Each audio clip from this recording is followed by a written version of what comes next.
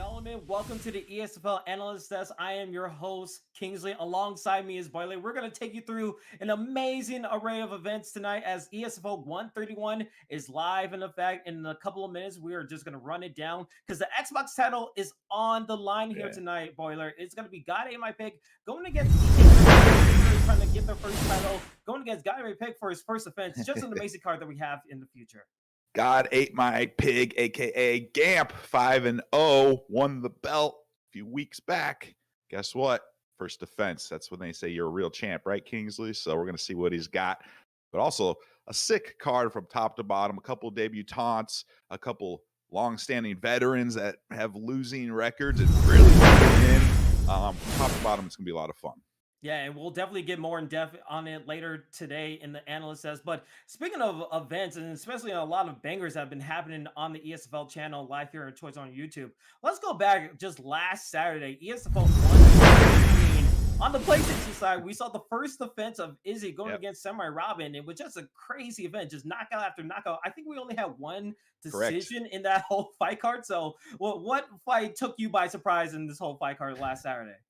Correct, man. It was a sick card. Only one decision. The others were all finishes, all knockouts of some sort of another.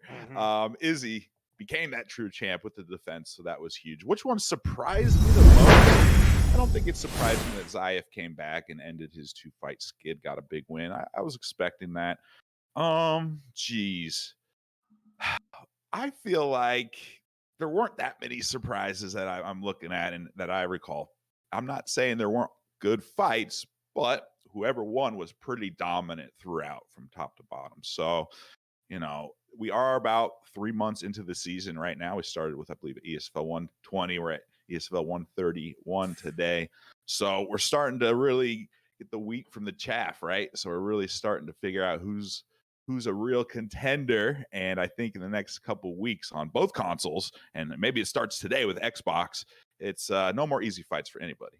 Yeah, definitely not more any easy fights, but like a lot of crazy knockouts that we've seen. I think the first fight in ESFL 130 was like a 360 roundhouse to start the whole card. And then along with the main card, I mean, just a lot of crazy stuff. I mean, Bang Bang getting a victory. So many others putting their name on top of the marquee and just putting out a show. I don't even remember who had fight at night. All those fights were just so good, so much fun that we had, and it just keeps on the ball rolling of this new season that we had for ESFL, and I can't wait to see more. But speaking of that, I mean, we have to go back to the Xbox side. We saw the PlayStation side with the new era, but speaking of a new era, it's a new era for the Xbox. In 129, we saw just a reigning champ get defeated and God Ate My Pig. Yurda put on an amazing performance. I mean, going back to the Xbox side, just rewinding the clock a little bit, 3 weeks ago, what was your main thoughts coming from the Xbox side after we saw a new champion get crowned? No, absolutely great point. With God Ate My Pig, that was such a huge win for him and got him the title, obviously. But there are other fights that were set up that I want to get into a lot. First off, if you didn't see last week, we had Tadpole on the analyst desk. He talked about his loss to Jay Robinson, big time up and comer.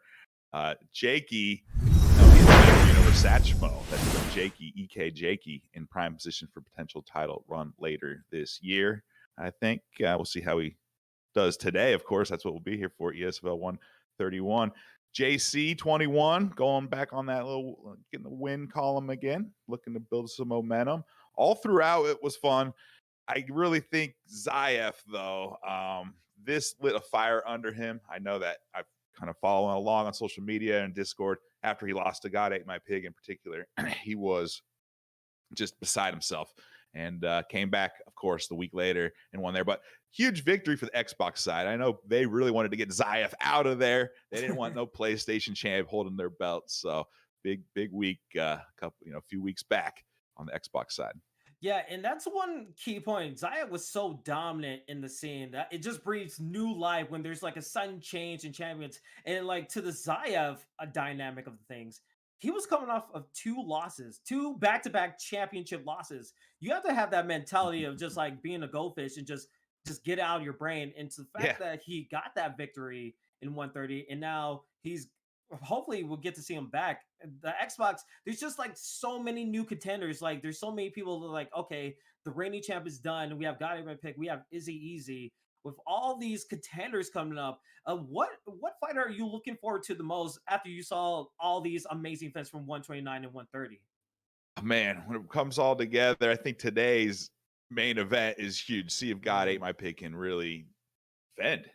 Whether he's 5-0, he's taking down some legit competition. I'll go more in a deeper dive later on.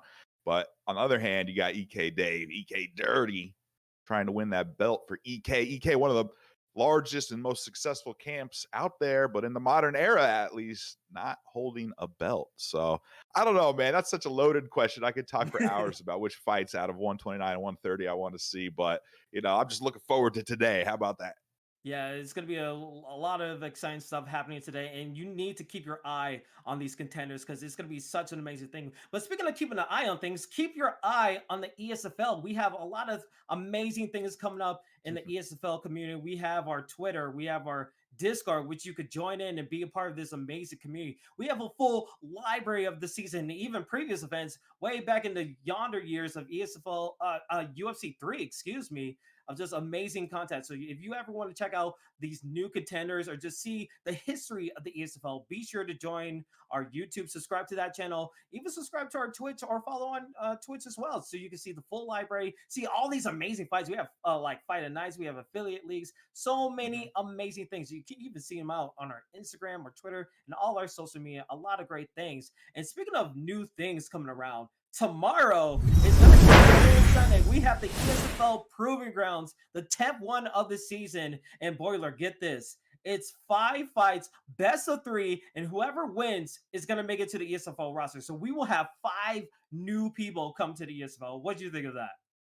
Hey, man, a spot on the ESFL roster has become so much more rare in the past year. I mean, the cuts are pretty extreme. If you go on a losing streak, you're cut. I mean, it's pretty straightforward. So a lot of the other proving grounds or other affiliate leagues, maybe 1 at most 2 spots were on the line, but we got 5 on the line, 4 of them being PlayStation tomorrow, and best out of 3.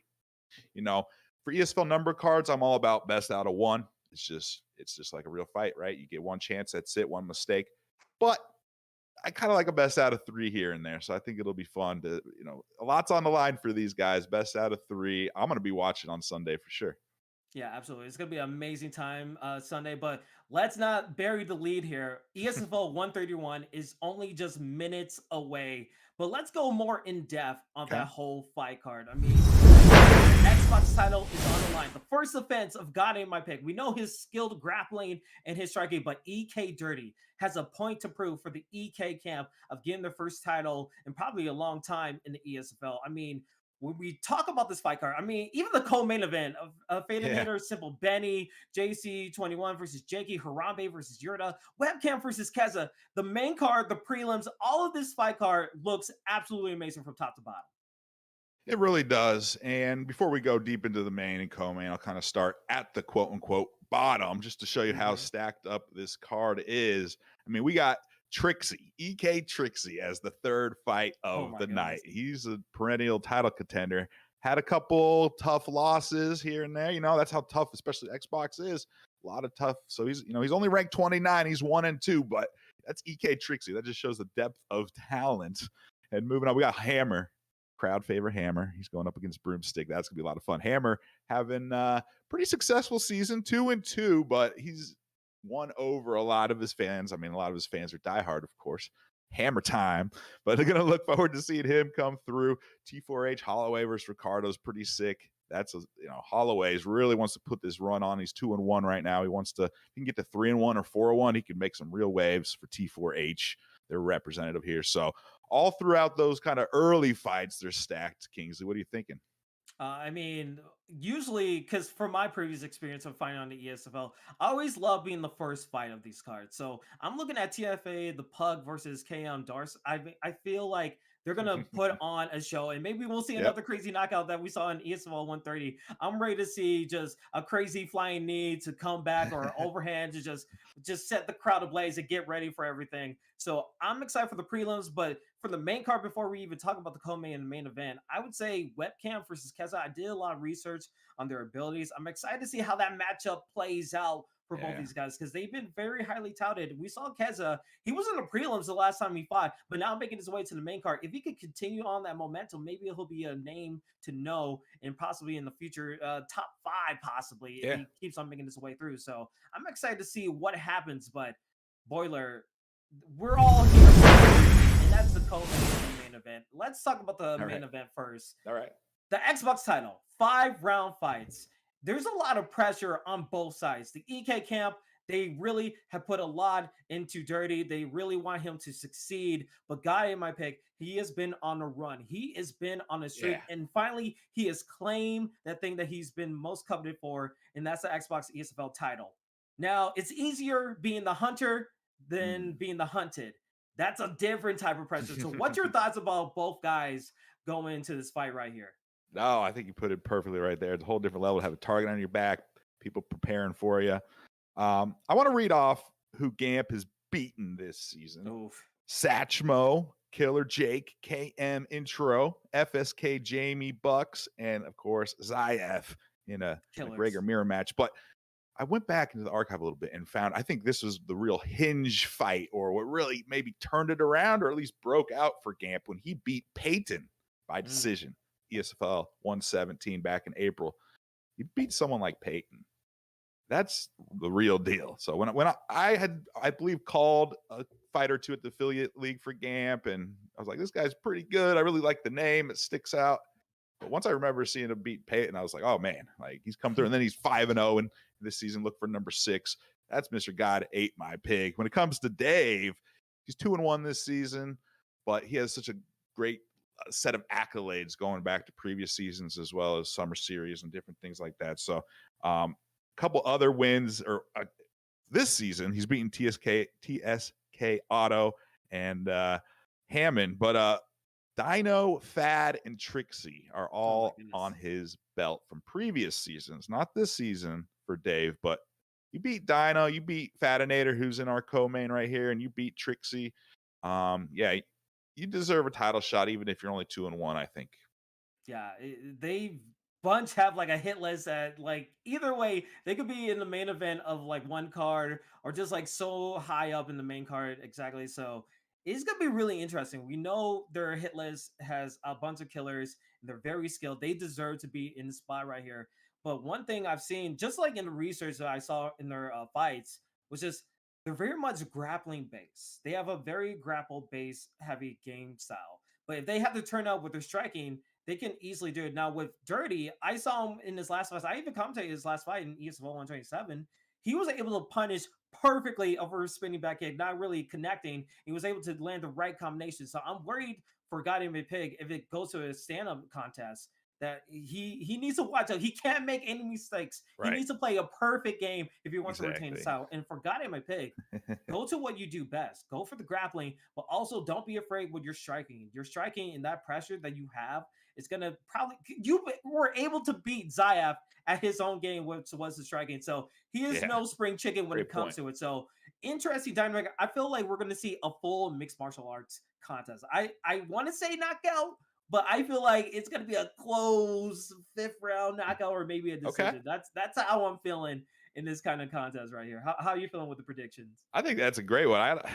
I feel like Gamp has enough to take it, but I can see it going to 5th round or a decision and being pretty close for sure. Absolutely. I don't have it in front of me actually what their weight class they've selected, but it'll be really interesting to see who God ate my pig picks. He's picked Usman and got awesome ground and pound and pass, but like you said, he fought McGregor versus McGregor against Zayev when he won the belt. So he's not afraid of going big time stand-up. So styles make fights and fighter selection makes a big difference. It's going to be really interesting to see what they go with. Yeah, and Dirty went with a Jorge Masvidal his last time. So if he goes to that, maybe Usman versus Masvidal. There's a lot of opportunities. We'll have to see later on tonight. But before we even talk about anything else, let's talk about the fight that catches our eye, or maybe the surprising fight of the night contender. I feel like Harambe versus Yurda. I like how Harambe's skill is, and I feel like Yurda is a very awesome opponent for him to go against. So I'm excited to see what they do in that contest. Any fight that surprises you before we get to the nitty gritty of it? No, I think Yurda is possibly a top 20 pound for pound across all consoles in the UFC 4 era, maybe even higher. Boiler might have a little surprise, some power rankings coming out Ooh. towards the end of the season. There's a little foreshadowing just to hold myself to that.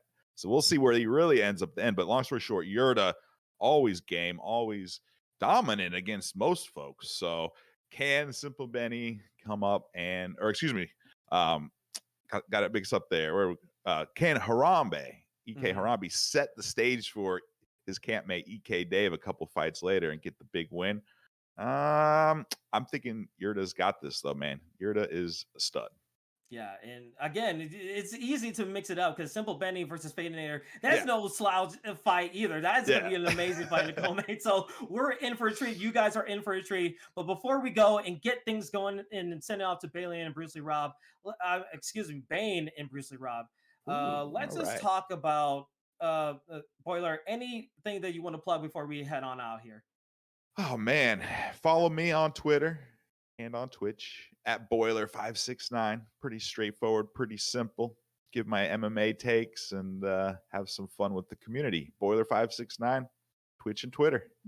All right, and you can find me right down there on Twitter, King AHTK, and then also I stream too a little bit on Twitch, King BKR316. It's a lot, don't worry about it, but it should be a fun time. But I can't wait to be in the chat talking about these fights and just enjoy all these amazing fights. Because again, ESFL 131 is coming up tomorrow. We have Proof of Ground 10, but it's going to be an amazing weekend of fights. Get ready, guys, because we are about to take off, and it's going to be amazing. So we will see you guys in the fights.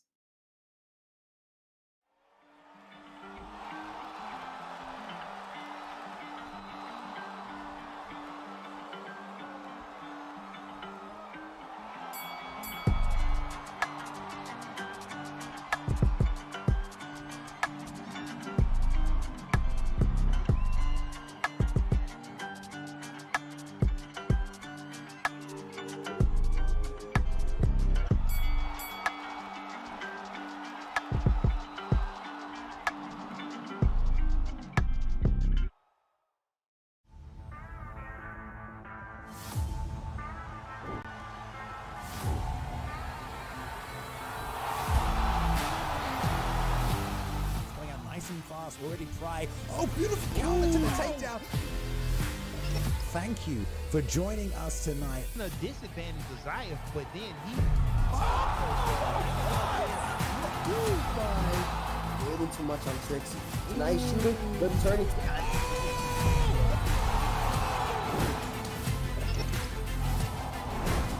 Watching on Twitch, watching on YouTube, watching from around the world tonight. I know the UFC isn't on right now, but guess what?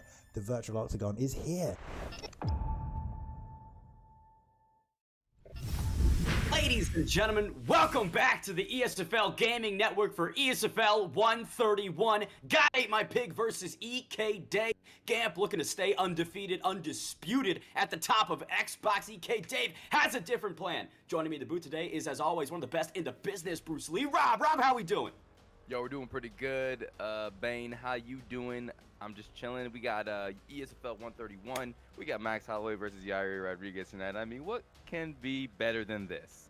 All fight fans getting multiple servings of combat sports today. I am hungry for action. I'll tell you what, fantastic analyst desk as well, taking us through what's sure to be an electric evening over at the ESFL. Couple fighters that are at least standing out to me before we get into the action, right? These EK guys, these KM guys, filling out ESFL 131, and EK Trixie, man. That has been on my radar for the entirety of my time within this esports scene. Guys always coming out there looking to win, looking to finish fights, and against KM caliber, right? KM versus EK. Always love a good rivalry. Rob, anything popping out of the page for you? Yeah, you know, KM caliber is coming off 2 losses, so he needs a big win, and Trixie's going to be a tough outing for anybody. The Venom Invitational Champion, Bane. I mean, oh my goodness. And yeah, as you move down the card, you got my boy, one of my favorites on the Xbox, KM Intro. This kid is a devastating striker with some devastating combinations, and he's going against Anthony, who is formerly known as Davikin. So that's going to be a really good matchup as well. And another big one is, of course, the championship fight, Bane. God Ate My Pig versus EK Dave. God Ate My Pig undefeated 5-0. the man that took the belt from young Zayaf, the young prodigy. Oh my goodness, what a card we have today, ladies and gentlemen. Definitely have to check in on Anthony Romero those last couple weeks. His guy did get it done, hopping back in the win column recently. But, man, tough streak for formerly undefeated and undisputed Zayaf. But this is what you need, right? Early in this game, you're a young guy, a great competitor. He's shown such good skills. Taking those losses will ultimately make him better in the long run, at least in my professional opinion. But talking about the long run, we got to look at the short run. First fight of the evening, Rob TFA, the Pug versus KM Darce. I'll let you break this one down. Sure. Yeah, here we go. Unrated opponents here, or unrated gentlemen here, both 0-0, making their debuts tonight. We all know the debut jitters are real. And TFA, the Pug, he's comfortable off the back foot. He pressures when needed, comfortable wherever the fight goes. He's going to be going against KM Darce, though, and that camp is pretty good. The Kingsman, I believe, is the name. He has wins over EK Jakey and EK Dirrty in the affiliate league competition. He's an elite grappler, so he's going to be trying to go for that takedown, but also has pressure boxing skills and good range management, so it should be a pretty good fight here. What about these picks here, Bane? What's going on? We've got Alexander the Great Volkanovski on both sides. That means statistically everything is even across the board. Featherweight to start things off. I love a good scrap at these lighter weight divisions, when we begin these cards. As much as I love a good heavyweight brawl, lighter weight classes, that's where the speed, that's where the at. Dan Mergliata, third man in the octagon, getting us started. Let's see if we get a touch of gloves. We'll say on both sides, we've got a bit of a takedown early. That's been stuffed. KM Darce in the red, TFA the Pug in the blue. Darce already trying to get that early takedown, that ankle pick, but TFA ready. L2R2 held firm, and already a good takedown defensive game so far. And here comes the pressure from Darce, Bane. He's trying to really tie him up in the clinch, and right now just electing to throw some knees right up the middle. And they are connecting and certainly making an impact on the chin of TFA the Pug. There's another shot for takedown. Does get it, falls to the ground, looking for some more ground and pound. Talk about expert clinch work within the first several minutes of this 145-pound bout back to his feet is TFA the Pug. For sure, and putting that pressure like his list said, he's got the pressure boxing, and he's landing some big shots. Left hand lands, Bane drops him down. TFA now on his back, eating some big ground and pound, and it's already over. Oh my goodness! Early for KM Darce. Welcome to the ESFL, a massive debut statement win. Dropped him, stopped him. It's Knock'em Sock'em Robots, Rob. It's Rock'em Sock'em Robots, except one robot malfunctioned, and Darce ended up being well-oiled. He looked like a well-oiled machine out there. I mean, Kingsman did him right. Can I say that? Kingsman did him right. A royal finish for the Kingsman, of course. And a couple things to unpack from that first fight. It was so quick, right? You might think there's not really a lot to go over, but I do want to mention mixing it up, right? That early takedown got his opponent thinking, then navigated to the clinch. Other aspects of the game that he's utilizing. I mean, that was a very impressive debut and fast finish. We're already through the first fight, Rob. Yeah. That was really fast. I don't even think I blinked once. My eyes felt a little dry because I was so focused on the action. And yeah, the takedown came out, and Darce had him worried that he was clinching. And you got to think that probably opened up those heavy bombs. He's throwing uppercuts, hooks. That left hook, I believe it was, landed, and then the ground and pound. I mean, craziness. Darce, big statement. What a splash. Like Bane said, welcome to the Esports Fight League. Want to know? Let's go. And that's, man, one other thing. When you're dancing with Alexander the Great Volkanovski, you have to be wary of that punch power. You might think he's a shorter man in stature, but when it comes to explosiveness and the ability to bang, that guy has it all. And it just seemed that the Pug wasn't really cognizant defensively inside the pocket, right? Willing to drop the hands a little bit too much, gets clipped, and at the end of the day, that's a learning experience. That's an opportunity for him to move and grow forward. We're talking about camps earlier in this conversation. He left AJ's, founded his own camp. Now he's the leader. We see when these guys operate in larger roles in their camp communal environments, they maybe evolve in different ways. TFA the Pug, obviously focused on building TFA, maybe take a little bit look back at the fundamentals, right, Rob? Yeah, definitely. You want to make sure that you lay the groundwork down, that you train everything, and that you are able to control your emotions when you're under the bright lights of the Esports Fight League. Because when you got Bane and Rob shouting on the mic and the people in the audience roaring in the crowd, I mean, it's just a whole different experience. And it's one that Darce was ready for. The Kingsmen, their camp with intro, Caliber. I mean, they got a good thing going. You know, they're a little bit of a new camp per se, but you know, they're making splashes all over the place in the ESFL. And you know, TFA, the Pug, like you said, the Fighters Alliance. You know, there's who knows. He can, you know, he just needs to recruit a few people, and he needs to keep training and stay on track, because it's okay to get an L in the ESFL. It's just how you bounce back. That's the testament of a true neurological athlete. The L's in the name. The L is in the name, Rob, right? You have to take a couple at some point in time in order to get better. TFA the Pug. L for love. Quickly. L for love. L for love, baby. It's all love. You know, and talking about KM, right? They're making splashes, but they're also jumping into the deep end. Ooh. Right? These guys aren't dancing around in these. You know, I don't want to talk down on the quality of opposition, but when you're not in the ESFL, when you're not in the grand stage, there's some guys that maybe play the game more casually. KM could simply stay on the outskirts of this esports landscape, but now they're choosing to take it right to the heart, right to the center. You look at the guys that they have in the ESFL, it's a number. It's not one, it's not two, it is multiple members of their camp that have made it to the largest scene of UFC 4, and they're finding W's, right? They're not walks in the park. They're not pushovers. They aren't easy W's for anybody. They are hardened veterans of this game. And look, sometimes they lose a few in a row, right? Cam Caliber still in that L column. Now, for a sophomore time, we'll see if that junior appearance, if he can back into the W. But I respect the heck out of these KM boys for, you know, for not taking the easy route. Definitely. And they were a camp that, you know, wasn't around back in EA Sports UFC 3. They're a little bit new to the scene, and they're all of similar goals. You know, they have like the same motivation. They have the same, you know, wants and needs. They want to get to the top, and they got a lot of up and coming fighters that could be potential contenders in the future. So, you know, Darce had really found himself a great home, and we saw that in that performance. And we're getting the next fight ready, ladies and gentlemen. Don't worry, it's coming. I know we're just rambling on right now, but that's what we do. That's why we get paid the big bucks, right, Bane? You get paid? No. I want to make a quick note. One of the KM members, his opposite, right? His opposition tonight, Anthony, formerly known as Dabikin. I love it when there's a brand change, when you're switching up the name, you are, you know, turning that table around. Sometimes that's necessary. Sometimes you look at your as is, and you got to transition to the, you know, would be, that desired state. And if that requires a name change, it does. We'll see if Anthony, with two Y's, formerly known as Dabikin, can light it up against KM Intro. But now, finally, the second of ESFL 141, short notice replacement, T4H Holloway, 2-1 overall in the ESFL, the number 11 ranked competitor, taking on KM Noetta, who's number 27. This is a massive jump in the rankings for the Kingsman. We'll see. Right after taking a week off, he lost to Jamie Bucks. This is his big comeback. So we'll see if the roster rumble champion, the incumbent from Sweden, can get it done against T4H Holloway. Let's break down their skills as fighters.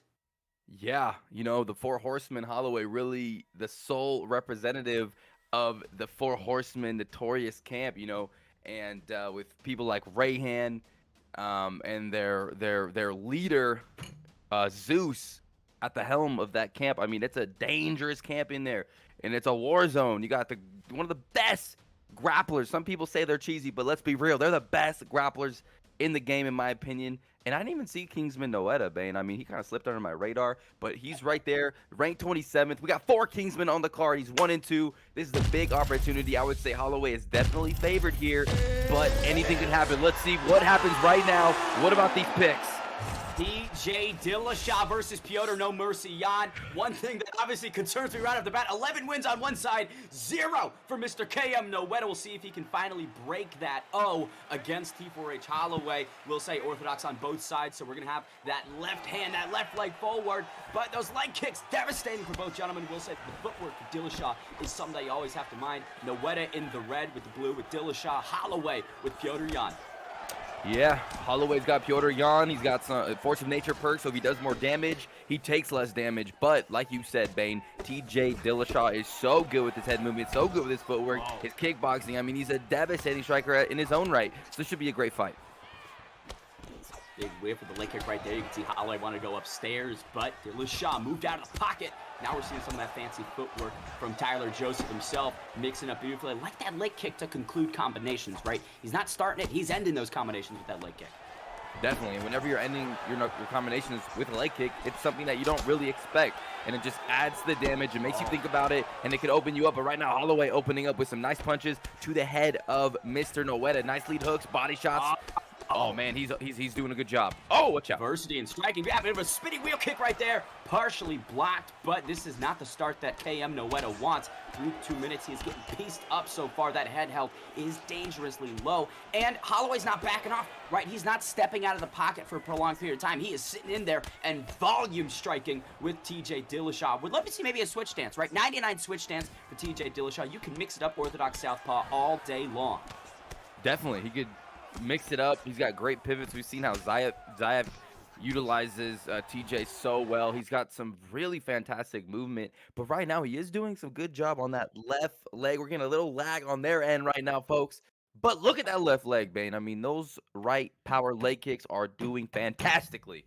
Well, we've got a frozen screen. Let's unpack this body shot that Petr Yan is clearly looking to load up on here, right? That left hand sneaking right under that high guard of TJ Dillashaw. That's something that he's been targeting this entire fight, right? Make Noeta be concerned by the upstairs and then go to the downstairs. Beautiful work so far from T4H Holloway. And we have to talk about a short fight for him, right? Short notice fight. This is a late replacement guy, so he doesn't have any jitters. He's just walking in, looking to do his thing, and through the first several minutes down at 135, he has done that in spectacular fashion. You know, TJ Dillashaw needs to be more of an aggressor, in my opinion. He needs to flip the momentum and maybe start these fights or start these combinations and these exchanges, as opposed to letting T4H Holloway do what he wants to do. Definitely, and the more creepy thing is, what is Yves Lavigne staring at? He looks stone cold back there, peeking right over the head of Petr Yan. Is he looking at his fresh fade, or is he looking at the fight? I'm not really too sure. But it looks like we are going to be... Oh, resetting the fight, and here we go. 30 seconds left. Still the first round. We're back into the action, and look at the block on Dillashaw. He has been getting blistered. This is just not how you want to use TJ Dillashaw, right? Sitting behind that black line, not really using any of that footwork. Now he's circling out in a bit better fashion, but through the first 5 minutes, granted, we did miss 3 of those. I will say Noeta needs to be more active with moving around, moving laterally, circling, and using that jab. He's not establishing anything. T4H Holloway does not respect what's coming from Noeta. Definitely, and the damage has been done in the first round. The head health is a little bit low. The body health is a little bit low. The block is also there, a little bit even, and it just seems like Mr. Noeta has not been able to do any damage. And like I said, that force of nature perk in the head, in the body, it's just not going well. And this is how Petr Yan players snowball the fight. And that's what the 4 horsemen, Holloway, who's been highly ranked in the online world champions multiple seasons, this is what he brings to the table. Devastating combinations with a devastating fighter in Petr Yan, Bane. Look at that, Holloway just letting these strikes bounce off of the forearms. No concern from that. Miss from Holloway. Capitalized opportunity, was there for Noeta. Didn't really take advantage of it, though, in my opinion. Nah, he did. He didn't. He ducked it nicely. He tried to go to the body, but Holloway was ready with the defense, so he mitigated the damage there. Ooh, good shots. Ooh, a big swing by Holloway. Now they're both just trading. This time Noeta doing some good work with that straight. Here we go. It's starting to heat up. He's getting the footwork going. He's moving and he's grooving. That's what KM Noeta needs to change the momentum. Massive spinning elbow from Yan. Big shots. Now here comes Holloway, Bane. He's coming for the kill. He's attacking the body. He's attacking the head, body, uppercuts. But there's the overhand by his opponent to, back him up a little bit. Noeta trying to fight in it, but he is getting swallowed.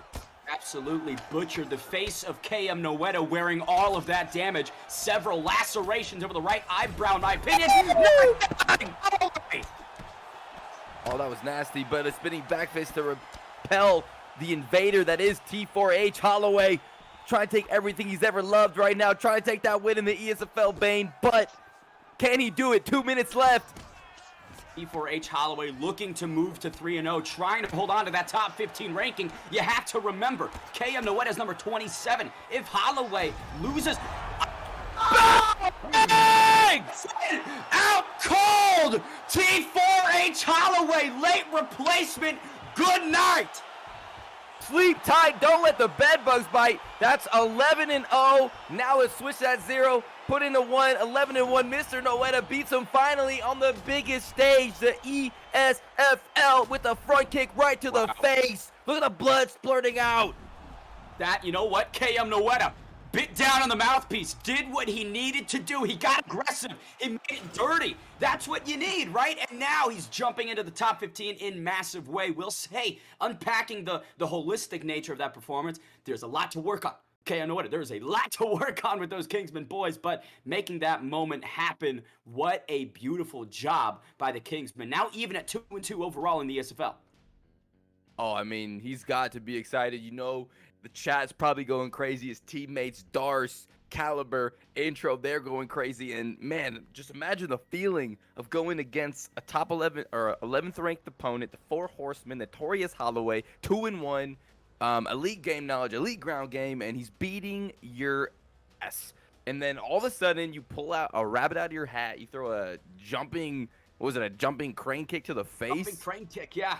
Jumping crane, like, yeah, go ahead. Like, you know, the Karate Kid, sort of. And then He just... Mr. Miyagi him right outside of the octagon. I mean, his soul left the building. And I will say, referencing the official betting line, 17% of people thought Cam Noetta was going to done, right? The majority were behind T4H Holloway. Over 80% of the pot went towards him in terms of betting. I mean, if you put some channel points down on Cam Noetta, you are kind of a rich man right now, Rob.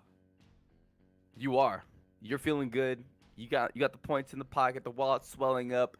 Yeah, you know, Noetta just one-tapped Holloway. He just got one-tapped. And, right to the dome.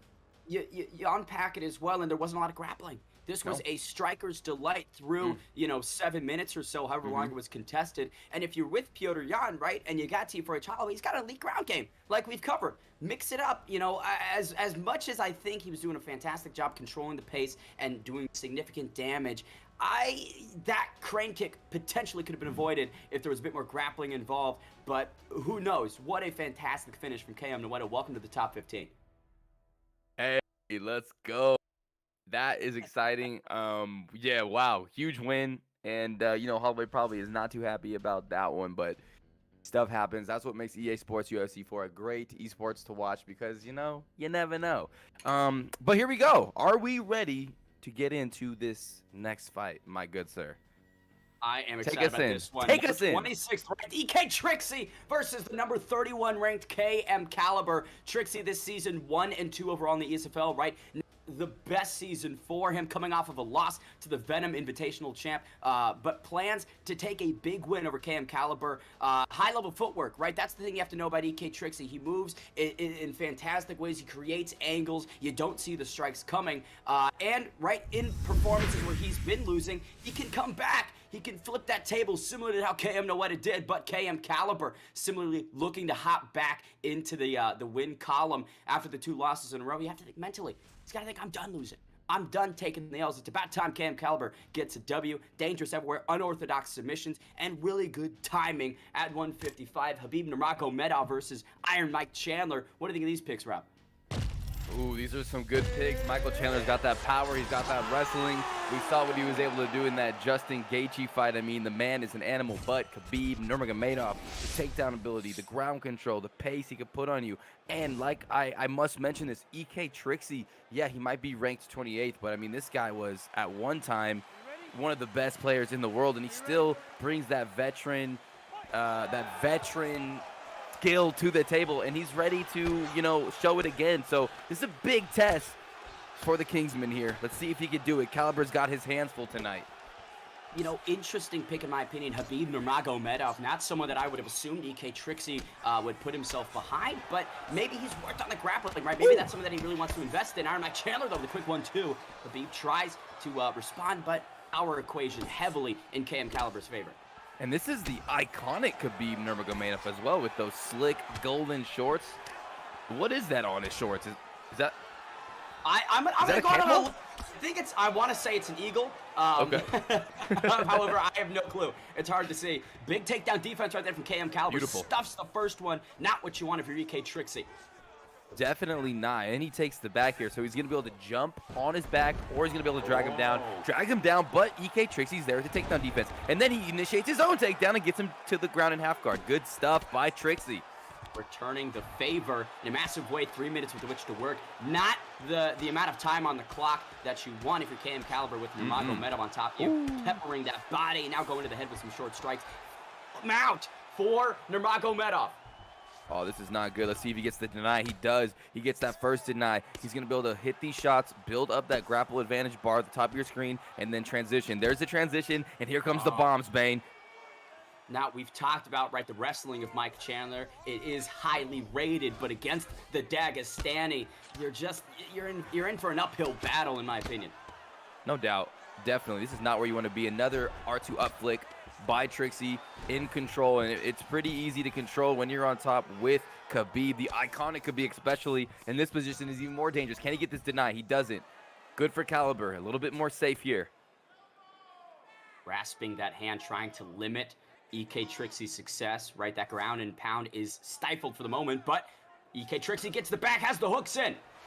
He does, and this is where he get a little scary, but Caliber able to roll back out, back to the backside position. Gets that deny right there. Good stuff by Caliber. Caliber trying to switch the tables, but still, Trixie remains on top, back where they started. This has got to be exhausting on the thumbs of Caliber. Gotta think, right, if he's got his corner in his ear, they're probably shouting transitions, trying to give him anything, but when you're getting body back! When you're getting pummeled like this, getting controlled like this, it's difficult to do anything. However, I will say, right, done a good job of mitigating the damage. KM Caliber is not eating a ton of shots, and he reverses in a big way! Ooh, that's something to be said. That's something to be celebrated there for the fans of KM Caliber. Takes the back. He doesn't have as much time on the clock as he would like, but, you know, he did get himself in a dominant position against Trixie with Khabib Nurmagomedov. So going into round number 2 with a little bit of momentum. Love how he's flicking between that rear naked choke, right? Trying to overwhelm Trixie's brain, give him too much to download. You know, right? He wrapped up a little bit of control time in terms of striking. The significance was in Chandler's favor, 7 strikes to 3. We all know the judging in this game, how wacky it is. While it is only a 4-strike difference, that's significant, potentially. It is. The more the merrier, and here we go. Evil Levine calling him back in, round number 2. I have to give that first round to Trixie, but we'll see where this fight goes. Right now, it looks like Caliber trying to throw some good combinations. Ended it with a straight to the body. Looking for that front kick, but just a little out of range was Trixie. And you can see, right, EK Trixie taking a much more measured approach, a patient approach, a sophisticated approach. We've seen him kind of engage in firefights in the past. Inside the pocket. That might have been a mistake. Trixie tried to throw a really close-ranged body kick, and that allowed Chandler just to bomb him with a hook. Caliber really taking advantage of that and punishing Trixie and getting that first rock of the fight. Good stuff so far by the young KM killer Caliber. You simply do not want to engage with Iron Michael Chandler inside the pocket. Steel hands, concrete fists, dynamite in the gloves. And feints a takedown right there. KM Caliber, right, giving Trixie so many things to think about, but Trixie now getting this position reversed. Bad news for him. Chandler shoots the takedown. Gets it. Great job. I mean, that pivot to get out of the way, turn the tables, put his opponent Trixie against the cage, land a few shots, then mixed up the dump, puts him on his back. I mean, that's some good play right there from Caliber. Now he's on top, doing what he's doing, and when you're putting Khabib on his back, you are doing something right. Now, what KM Caliber needs to do is avoid a transition, a reversal at all costs. You do not want to let EK Trixie on top of you for another round. You can't go down 2 rounds in this game. It's just simply hard to pull up that 3rd round KO. And there it is, the big reversal. EK Trixie now in half guard. Great momentum reversal there by Trixie with 2 minutes and 12 seconds on the clock in the side control position, landing some short elbows. And he's going to be able to transition here to something dominant, but it is Caliber that built the momentum from the bottom with those shots and used that to get the quick get up. That was huge. Big 2 also, right as he pops up to his feet. Love how KM Caliber is throwing that cross sort of to start his combinations. Power forward with Iron Michael Chandler today. 90 seconds remain in this 2nd round of 3 potentially. Each guy now trading inside the pocket. And it seems like Trixie really relying on that double jab to, you know, put some pressure on that block. Oh, that was going to be a big uppercut, but good defense by Caliber. And they're starting to exchange here. And like I said, a double jab is what Trixie's trying to fight off of. It tells me, right, that he's adding more tools to his game. I love the approach that EK Trixie is displaying here, right? It's a different form, but it's just not working out as this fight continues. You can see KM Caliber's confidence is building with each exchange. Most definitely it is. And somehow, some way, it is Trixie that has done more damage to the head of Caliber, even though Caliber seems to have landed the heavier shots. I think it's the volume of the Khabib punishment that is, you know, getting him more damage here. And here's the big slam as the round concludes. That's big. Notched another takedown in the books officially. We'll see if that affects the judges' scorecard if we do get to a decision. I mean, with the heat that KM Caliber is throwing, he's looking to end the fight with every punch. And I will say, right, to your point about the jab, right, the accumulative damage of Khabib Nurmagomedov, 91 punch power. So those jabs have a bit of steam on. They do. They definitely do. And then when he doubles jabs, he comes in, he throws that hook, or he'll grab the clinch. So he's doing some good work right now, but Caliber always there, ready to throw those bombs. There's the takedown, and he gets it. A little bit of a turn at the bottom there. And there's the immediate sprawl, and he's going to hold him down. What a deny right there from EK Trixie. And those elbows from side control. Not what you want to do Chandler, but Chandler pops back to his feet. KM Caliber getting this back to the striking realm where he clearly wants it to be. And he has done such a good job at getting up, at setting up those get-ups, and just being super efficient, getting back to his feet. I mean, that's huge, especially against a Khabib Nurmagomedov player, an iconic Khabib Nurmagomedov player. So good stuff so far by KM Caliber. You got to think, right, with the success in those get-ups, if Nurmagomedov stuns Chandler, KM Caliber stumbling backwards, EK Trixie gets taken down. What a high IQ play from Chandler to wrap it up. KM Caliber trying to get into that top mount position, denied from Nurmagomedov. Yeah, KM Caliber feeling the pressure, got rocked pretty badly. Here comes the deny by Caliber. Good job. That's what you want to do. Use that momentum. Go right into full mount. But KM Caliber, what a smart play to take the fight to the ground. He knew he was getting pressured, and now he can control his fight, land some big shots, do some damage. And if he does that, he just might win this fight. Trixie needs to get up from under him now. Trixie shown. Yep, there it is. I was about to say, historical track record through 13 minutes would suggest that Trixie could find the reversal, and he does.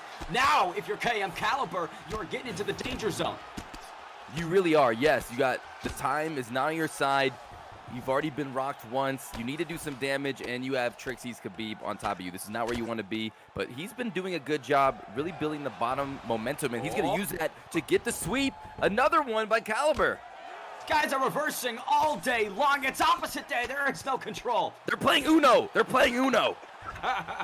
And again, Nurmagomedov flips him over. Trixie with 90 seconds remaining. If he can hold on to this position, you have to think that this fight will be his. KM Caliber, desperation might be setting in. He needs to pop back to his feet.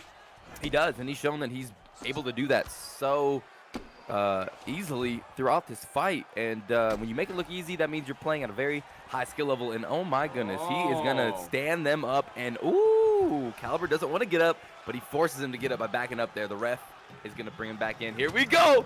46 seconds left. Stand and bang in the final minute at 1:55. EK Trixie chooses to go to war with KM Caliber to conclude this 15-minute affair. We'll see if Mike Chandler can make anything happen. Have to think if you're EK Trixie, that means you're confident in this fight. Yeah, maybe. Or maybe he thinks he's down and he wants to do some more damage, but you're probably right. He thinks he has the advantage, but oh my goodness, big shots from Michael Chandler. Oh my goodness, what a fight. The concluding seconds, KM Caliber bows Nurmagomedov. There was a massive overhand. That's unsportsmanlike conduct, in my opinion. I would say respectable of all, but what an interesting 15 minutes out, 155. Rob, how would you score this one? Oh man, this is gonna be a tough one. I don't know, 29-28, probably Trixie, but you know what would have been funny if he would have bowed and then ate that overhand at the same time and then got KO'd. 30-27, 29-28. Ooh, 30-27. Let's see. There it is, Trixie. EK Trixie holds on to the number 26 ranking. Now evens it out, right? Just like KM Noeta did the fight prior, 2-2 overall this season. Coming off that loss, gets the big W. He did what he said he was going to do, Rob. He did. He said he was going to win. He got the win, 2-2 now. Beat a very well-trained, hungry Caliber. Unfortunately, that means Caliber has lost three in a row now, so that is where it gets a little, nerve-wracking when you lose 3 in a row, but it's okay. I know he'll get back That was a great fight. That was a fun and exciting exchange between two high-level players. But yeah, EK Trixie showing that his veteran prowess and his skills, and he's on the comeback, man. He is on the rise again, and it's so good to see Trixie back in the Xbox pool of professional fighters. You got to think, right, that EK camp happy with that performance will extend Definitely. to KM Caliber. Now, 2-4 overall this season, but you got to look at quality of opponents. The opposition that the Kingsman's going up against is not any, casual guys who just picked up their controllers after a month off. EK Trixie, the Venom Invitational champion, and you extended him through 15 minutes, going to the scorecards, got a couple rounds off of him from some judges. I will say, while losing several times in a row is tough, especially in the ESFL, I don't know. I'm still confident. I'm high on the KM Caliber train moving forward, but talking about moving forward, BSD Broomstick versus Hammer top 20 action, Rob. Wow, okay. Rank 16, BSD Broomstick, rank 18th, Hammer. I mean, you want to break these guys down, Bane? Go ahead. Break them down, baby. The body stature degree Broomstick, recent win to KM Adjust, plans to continue that, wants to make it 2 in a row, back-to-back wins. We'll say Broomstick just was added to the ESFL staff, so he's working both in front of the scene and behind it. Hammer, though, right, dominant win over Haroon, wants to continue his dominance again at ESFL 131. He loves body kicks. This guy is a marauder of the midsection, brutalizes that body. The liver is the target, and he's hard to finish. He's durable. When commentators talk about the toughness of their opponents, typically it's when they're getting their rear ends handed to them, but this guy is just durable as all get out, and world-class grappling, mixes it up very well. Broomstick has a gas tank for days, Holloway-esque as some would say, and takes advantage of mistakes. He is great at capitalizing and countering, and from that BSC camp, he always knows a problem. Trailblazer Holland versus George St. Pierre. Rob, what do you make of those picks at 170 pounds? Fun picks, super fun picks. You don't get to see Kevin Holland too much. Really long, lengthy, has some pop on his punches. But GSP, you know what he's going to try to do. Most likely going to try to take you down. But he also has some slick striking as well. And I don't know if this is this the iconic George St. Pierre? I don't think so. He doesn't got the iconic shorts. But maybe it is. I don't know. But here we go. Sick Techniques versus Broomstick. Herb Dean's the referee. Let's get it going. Fancy striking from Holland early. Trailblazer wants to mix it up, and he's pushing GSP against the cage. That's what you want to do against a guy who's got more of a wrestling background, is pressure them, don't give them space. We'll say Broomstick is in the Blue Govs with the GSP pick. Hammer is with Trailblazer. All right, here we go. I think it is... Okay, so Sick Techniques is Kevin Holland, and Broomstick is George St. Pierre. And like you said, Sick Techniques is doing a good job of coming in, attacking, and then getting out of dodge and making his opponent miss. But right now you're seeing the pressure from GSP, but there's the clinch, and these are some heavy knees. As stated, Hammer loves to go to the body, doing so effectively with Kevin Holland inside that clinch. And want to talk about that range. This is a deficit for GSP. 206 centimeters to Holland, 193 to GSP. So if I'm Hammer, I'm going to pump that jab out all day, work from the outside, make Broomstick kind of come to me. Yeah, it'd be a good play. That would be a good play. And this is not the iconic GSP. This is the regular GSP, as we get word from the truck in the back there. Thank you, gentlemen. And, this is so far a little bit more of a methodical fight than we've seen so far. Ooh, nice little straight there by Broomstick. They're just trying to prod and poke and see what the defenses of their opposition possess. Oh, that's not good. I was about to say, Broomstick landing some expert twos. Spear by Hammer. What a takedown midway through round one. Trailblazer Holland inside control. Goldberg, Tim, for all you wrestling fans out there. And that's what happens when your stamina is a little too low. You're able to get a spear automatic takedown, and Hammer recognizes this because he knows a lot about this game, and that was a good read and a good play there by the Hammer. Right hands landing, ground and pound on point for Hammer. We'll say in terms of damage, right, like you mentioned, this is a more patient affair than what we've seen through the first several fights on ESFL 131. Ooh! But some serious damage right there. That was a nice little sequence of ground pounds. A lot of those punches, I think 4 or 5 went through, snuck in on the chin of the GSP. The Canadian eating some bombs, but right now, so far so good for the Hammer, and he's doing what he's doing. He's hammering his ass.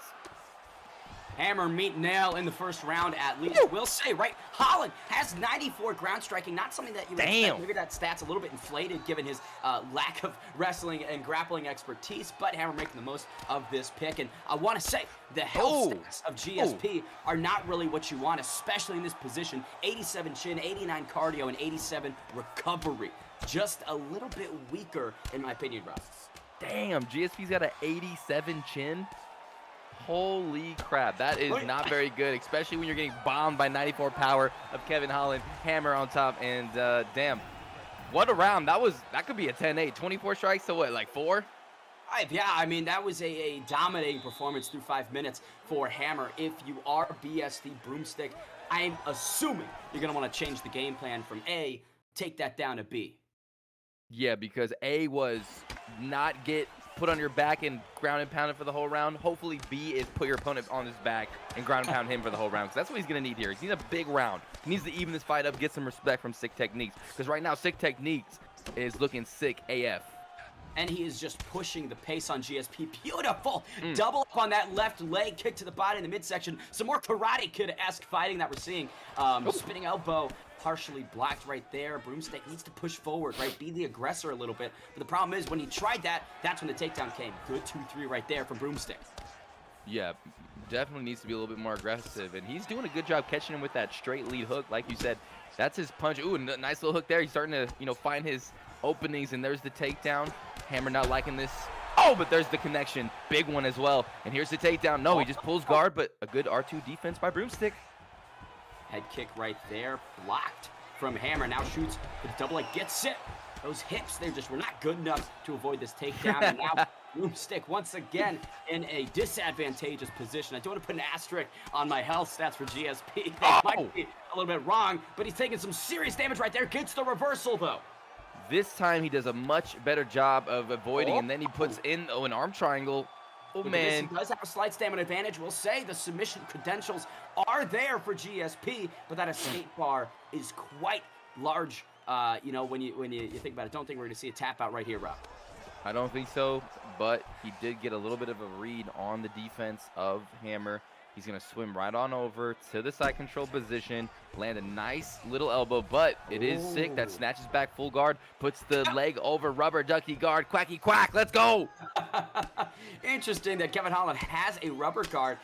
He's flexible. Just so unexpected. And that deny right there is disgusting, and that's going to allow him to land some more shots. He's going to just punch him. No elbows from the bottom, but yeah, that rubber guard could be very dangerous. And he's going to put it on he's going to slap it on the other side now, Bane. Those legs of Trailblazer, not what you want to mess with, and you can see the head health of Broomstick is getting lower with this ground and pound from the bottom. This is quite, that's what I think about it. Oh my goodness, he's just denying him over and over and over again, finally trying to get to the stack guard position, but another deny again. Sick Techniques is just playing ping pong with his face. How is St. Pierre still in this? You can see the expression. He's cold. Oh, ref, stop the fight. He's still in it, but that head health has been demoralized. Talk about a interesting game plan. Unsure if Hammer was thinking about that before the fight, but certainly working out for him now. Here's some more traditional ground and pounding. You have to think if you're BSD Broomstick, you got to get out of there. Pops out in expert fashion. 10 seconds remain in the second round. Once again, tries that head kick. Not there.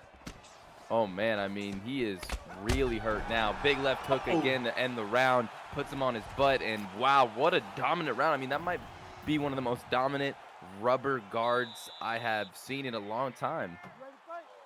The Hammer guard. The community has nicknamed this the Hammer guard, Bane. How do you feel about that? I think it works out. That rubber guard was lethal, and now Broomstick severely compromised as we approach this final set of 5 minutes. Every strike is getting that head blinking. Yeah, I mean, he's pretty much wobbly. He's not on, Oh, my God. They just ate a freaking elbow to the chin. That's it. That's it. Herb Dean steps in, calls it off. Hammer ends the night early in round 3. Oh, my goodness. What a performance by Hammer. I mean, just completely and totally dominated his opponent from the opening bell. I mean, his BSD Broomstick had a few moments where he landed a few shots, but, I mean, that was pretty much the Hammer show, huh, Bane? cut and dry. They don't get cleaner than that in terms of performances. If we're getting out of performance of the night, Bonans, that is clearly the front runner so far, in my opinion, and mixed it up beautifully, right? He got to display that expert grappling, that hammer, guard patented. Might want to get a copyright on that hammer, and then finishes it on the feet, right? Knocks him down. That's as good as it gets in the ESFL. Hammer moves to 3-2. BSD Broomstick falls to 1-2. Not really a big change in terms of rankings that I would see, right? Broomstick was number 16, Hammer number 18, but in terms of statements made, that was quite a large impression. That was. Yeah, he's probably going to move up a few slots, now 3-2.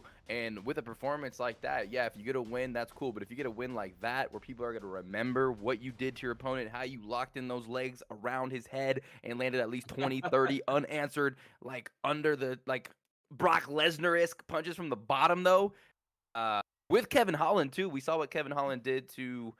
Oh, man, who was it? Jacare Souza. Yeah, Jacare Souza from the bottom. So he does have some elite bottom strikes. I would hope he does anyways. But, wow, what a win. But, you know what? You did such a good job before. Why don't you continually break down these fights for us next and introduce us, sir? I'll bring it up, but I do love a good bet, right? Bane loves the bets. Yeah. And big favorite. 88% of the pop thought that he was going to get done. The favorite cashes in. We'll see if that continues. In this next matchup, top 15 ESFL action. JC21, the former ESFL champ, looking to make EK Jakey the number 9, top 10 undefeated 2-0 competitor. Looks to make him the next win on his record. EK Jakey. I think we skipped. I'm so sorry. I'm here. You're just excited. You're excited. I'm too excited. We'll see. We were talking about this earlier. Formerly known as Davikin, another former ESFL champ, making the return 0-0 this season against, as we also talked about, not a pushover, KM Intro. 2-1, number 19 overall, coming off a loss to the former ESFL champion. Now, if he beats Anthony, that is a massive win in terms of my opinion. No doubt. That would be a huge win. And this kid, Kingsman Intro, 2-1. I mean, this guy is so freaking talented. I cannot wait. He's one of my favorite fighters on Xbox. I'll admit it. But he's going against the OG of the game, former champion, like you said, Davikin. And this is going to be a tough matchup. And this could be the classic Max Holloway versus Conor McGregor matchup. And if it is, it's going to be a wild exchange between two hungry esports fight league competitors.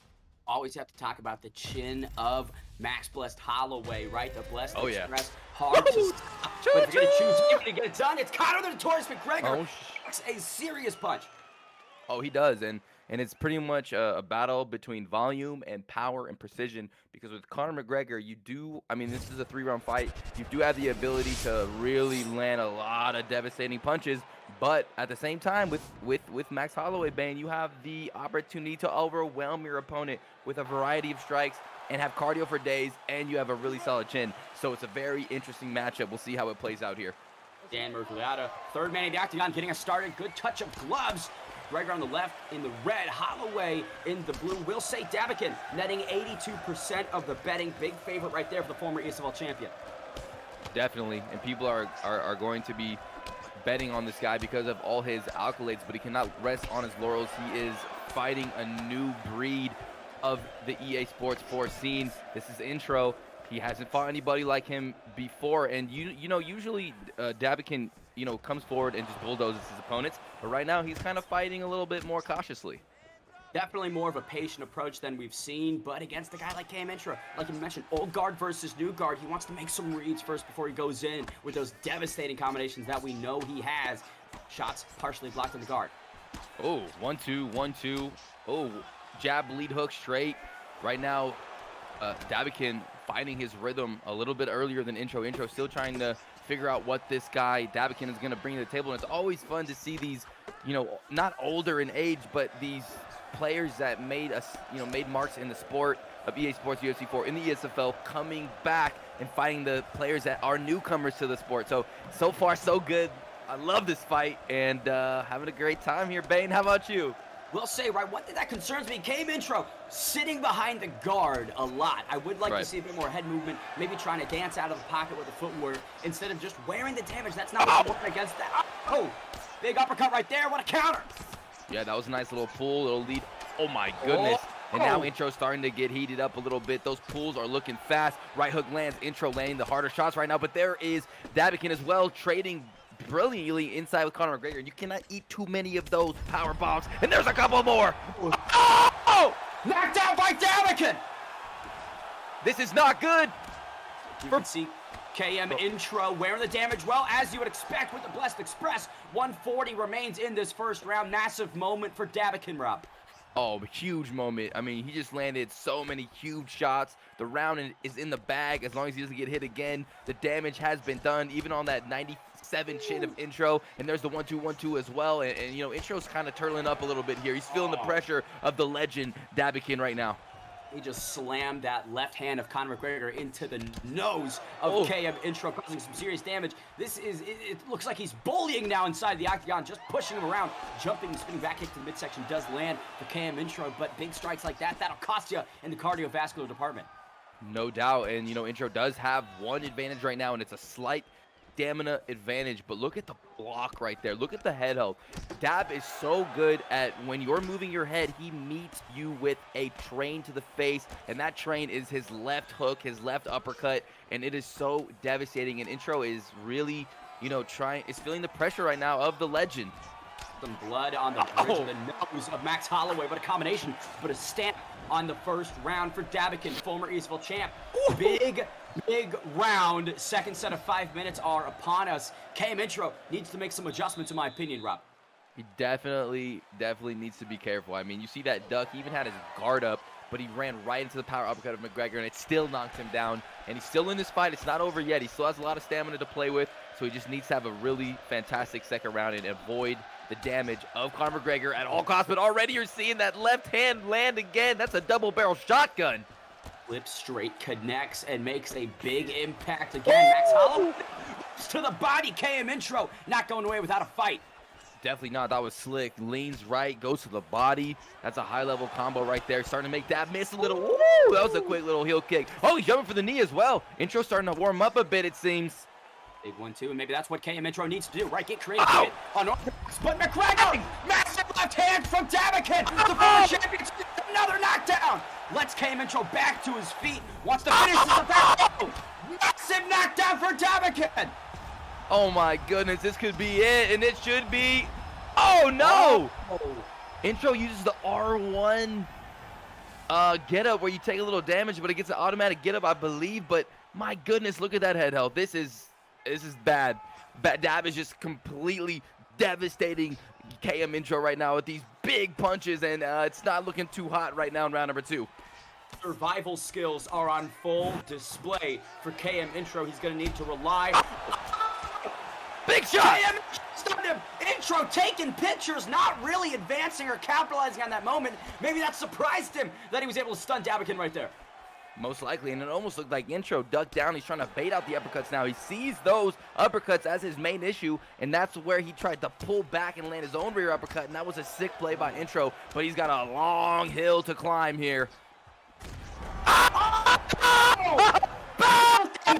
Champion Dabikin with a shutout performance. Massive left hand sends KM Intro tumbling to the canvas. Oh my God. I mean, you saw KM Intro try to slip, maybe anticipating the uppercut, but then Dab realizes, makes the adjustment, and lands up with his left hook and just starches the young KM Intro and gives him the OG introduction. And I just cannot believe how good these players that are coming back into the game are looking. I mean, it's a beautiful thing to see, ladies and gentlemen. Dabikin is back, and he's back in a big way. I mean, these new guys are good, but the old guy's still great, and I will say, Max Blessed Holloway doing the YMCA on his way down. I don't know if you got that, Rob, but I mean, I wanted an MC and an A to follow it. Dabikin, what a massive performance. And, you know, talk about a comeback. That is a statement made against a top 20 guy in the ESFL. 2-1, now 2-2 KM Intro. You know, in terms of climbing back to the top, maybe even a title run potentially for the veteran Dabikin, we'll see. I mean, the jury's out, the season's not over, but with a big performance like that, you have to think Matchmaker's going to have a hell of a time putting up his next opponent. Yeah, for sure. I mean, KM Intro is a killer. You know, ranked 19th. He still needs to He still has a few more tests, though. You know, he's got to get through a couple guys and then maybe get a top 10 fight. I mean, that was a big one, but he still has a little bit to go, in my opinion. But it's nice to see that Dab is back, and he's looking really good. He's playing the game again. It always excites me when the old guard, not old in age, but old as OGs, you know, people that are, you know, playing from the old days, coming back into the new school of things. And it's always a beautiful thing to watch, to see these guys reign supreme once again. And I'm sure the future is going to be bright. I'm sure he's going to get a crazy fight down the line a little bit. But KM intro, don't worry, man. 2-2, he'll be back. Kingsman staying strong, but Kingsmen are now what? 0-2. 0-2. Only no Eda won tonight, so 1-2. Tough night out for the Kingsmen, and we're talking about going to school. Intro just got a big lesson, but I will say, next fight on the docket is sure to entertain. Once again, top 15 matchup. Number 12 ranked JC21, a former champion in his own right, versus number 9 EK Dirrty, right, undefeated. He was 3-0 in season 2. That continued 2-0 this season. I will say, this was the fight that I jumped to. Rob, I'll let you break this one down. Oh, man, this is going to be a fantastic exchange here. You got ranked 12, JC21, nearly flawless in the ESFL. He loves to go wherever the fight takes him. He's not afraid to go to the mat and showcase his grappling skills. But he's going against a top 10 opponent, ranked number 9 to be exact, EK Dirrty, who has been trained privately by the legendary Spider. He was 3-0 in season 2. He's got great combination mix-ups. He is a grinder of this game, and he has improved his striking tenfold. This is a big fight for both of these guys in their careers in the ESFL, and they come together in a clash right now. Double Whitaker, mirror match. Let's go. Bane, are you ready? Are you excited?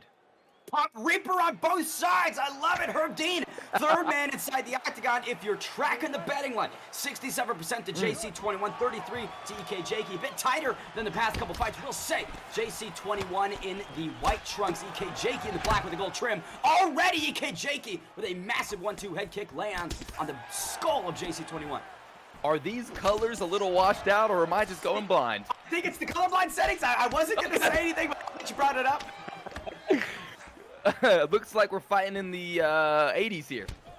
A little bit of a retro exchange for this bout at 185 pounds. Ooh. EK Dirrty working that left hand beautifully, tripling up, and then following with the 2. Whitaker pushing forward. You can see JC21, right, likes to stay in the pocket, but his game plan has yet to manifest, Rob. Yeah, for sure. He's eating some hooks. JC's coming forward. A little slip by Jakey, though. And they're just trying to find their rhythms right now. Oh, my goodness. They're throwing some heavy bombs and a lot of slip shots. JC21 closes as the 76% favorite. EK Dirrty only getting 24%. So, I mean, that is a large favorite that's taking some big shots early. Definitely. A lot of people have faith in JC and his training. He's a talented individual. And right now he's putting on the pressure onto Jakey. But Jakey is not, you know, he's not withering. He's moving well, throwing some nice knees, throwing some nice teeps, trying to keep that distance with him. But, oh, my goodness, watch out. The bombs of JC are a little scary here. These guys are exchanging. No level changes yet. No takedowns attempted. We'll see if the grappling of Whitaker can come into play. Has a lot of wrestling credentials. Content to stay on the feet. JC21 lighting up with a couple crisp combinations, Rob. Oh, my goodness. Rear elbow JC is lands. just picking apart Jakey right now. Big elbow lands. Oh, my goodness. Superman combination. What a freaking sequence, Bane. Jakey down. JC21 with a big hip toss. Side control for JC21. EK Dirrty falling apart as this round continues. 2 minutes remains. Some big elbows from side control. Oh my this gosh. could be it. Oh my gosh. 4 elbows landed. Head health completely compromised. Denies all over the place. JC's not only controlling him, he's doing damage. Wow. All these are sharp elbows. This is vicious. He's getting graded. He's a cheese grater. JC21! Sorella, baby! We're getting some monster inside the octagon. Would say the blood pouring out of the dome of EK Dirrty. Oh the my crimson God. dotting the gray canvas, or for the color, I don't know if it's changed. I'm wearing the shades, I don't know. 60 seconds remain in round 1. JC21, another knockdown! Oh my god. Oh! Oh my goodness. Is EK Dirrty. Did you see those pulls right there? Pull, pull, pull, bang! JC again. In every situation so far in this fight, JC21 has come on top. and he has been outplaying Jakey all over the place. The man who's trained by the legendary Spider is withering right now under the legendary pressure of JC21, and that's why so many people are talking about this guy. That's why so many people are betting on JC21 because of how talented he is. The stamina's gone, Bane. No space between those competitors as well. JC21 staying right in the face of his opponent. Will say, though, we've seen some insane... Oh! No double touch there! JC21! Massive statements to start round 2. Oh my God! He says, you want a glove touch? Smell my foot! Respect, show JC21! Closes the show early in round 2, absolutely steamrolling the EK incumbent. Jakey had nothing for him, no longer undefeated, no longer in the top 10. JC21, welcome back. JC the Juggernaut just putting his helmet on and sprinting towards his opponent and just eradicating him. And at the end there, you saw he didn't want a glove touch. He didn't want to be friends. He wanted to win, and he wanted to do it in an emphatic fashion, and he did so. I mean, wow, what an impressive win over a 9th-ranked undefeated opponent. Jakey was 3-0 in Season 2. Jakey is 2-0 in this season. This dude is a savage, but JC just said, oh, really? See ya later. I'm getting past ya. Peace! JC21 made it look easy too, right? You talk about the credentials of EK Jakey, undefeated for so long, and just got steamrolled, right? I don't know what factors led to that, right? It was the pressure, it was the aggression, it was the non-stop action from JC21 that gets it done. Former ESFL champ, right? We're talking about title runs for Dabakin. JC21 also positioned quite well to make one, and I mean, flawless performance. That's the 3rd fight in a row that the favorite cashes in my in my betting tracking tonight. The audience is well educated. They know what's good. They've been watching the training camps. They've been watching the footage. They know who's hyped up, and another one in the books for the chat. Money is being made, pockets are being filled. We will see if that luck continues in this next one. We're keeping the top 10 action coming, Rob. FSK Kessa, the Flow State King, versus the number 6th ranked LWCIA Webcam. This guy talks the talk, but boy, does he walk it as well. 3-1 this season for Webcam, 2-1 for Kessa. Kessa started out 0-1. This season, it was a loss, but since then, he's strung back-to-back wins. Let's see if he can make it a 3rd. Currently ranked number 6, right? Webcam plans to take home his 4th win and insert himself into the title picture.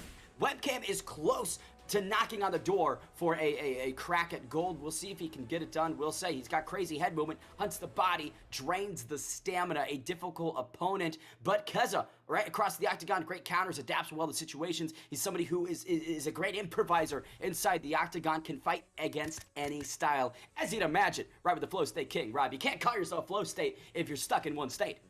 No doubt, and they're always in the flow state is what they're trying to represent themselves as, which is very hard to deal with, but he's going against CIA Webcam, and this kid is unbelievably good. The way he adapts, the way he watches his opponent's tendencies, and the way he makes his adjustments throughout the fight. And now, at ranked number 6, Webcam, if he beats this guy, Kessa, who is 2-1, who is ranked number 10, knocking on the door of top 5 if he could get a win over Webcam potentially. Webcam needs this win to move to contender status. And there is Rabio Dos Anjos and Alexander Volkanovski being selected. This should be a fantastic fight.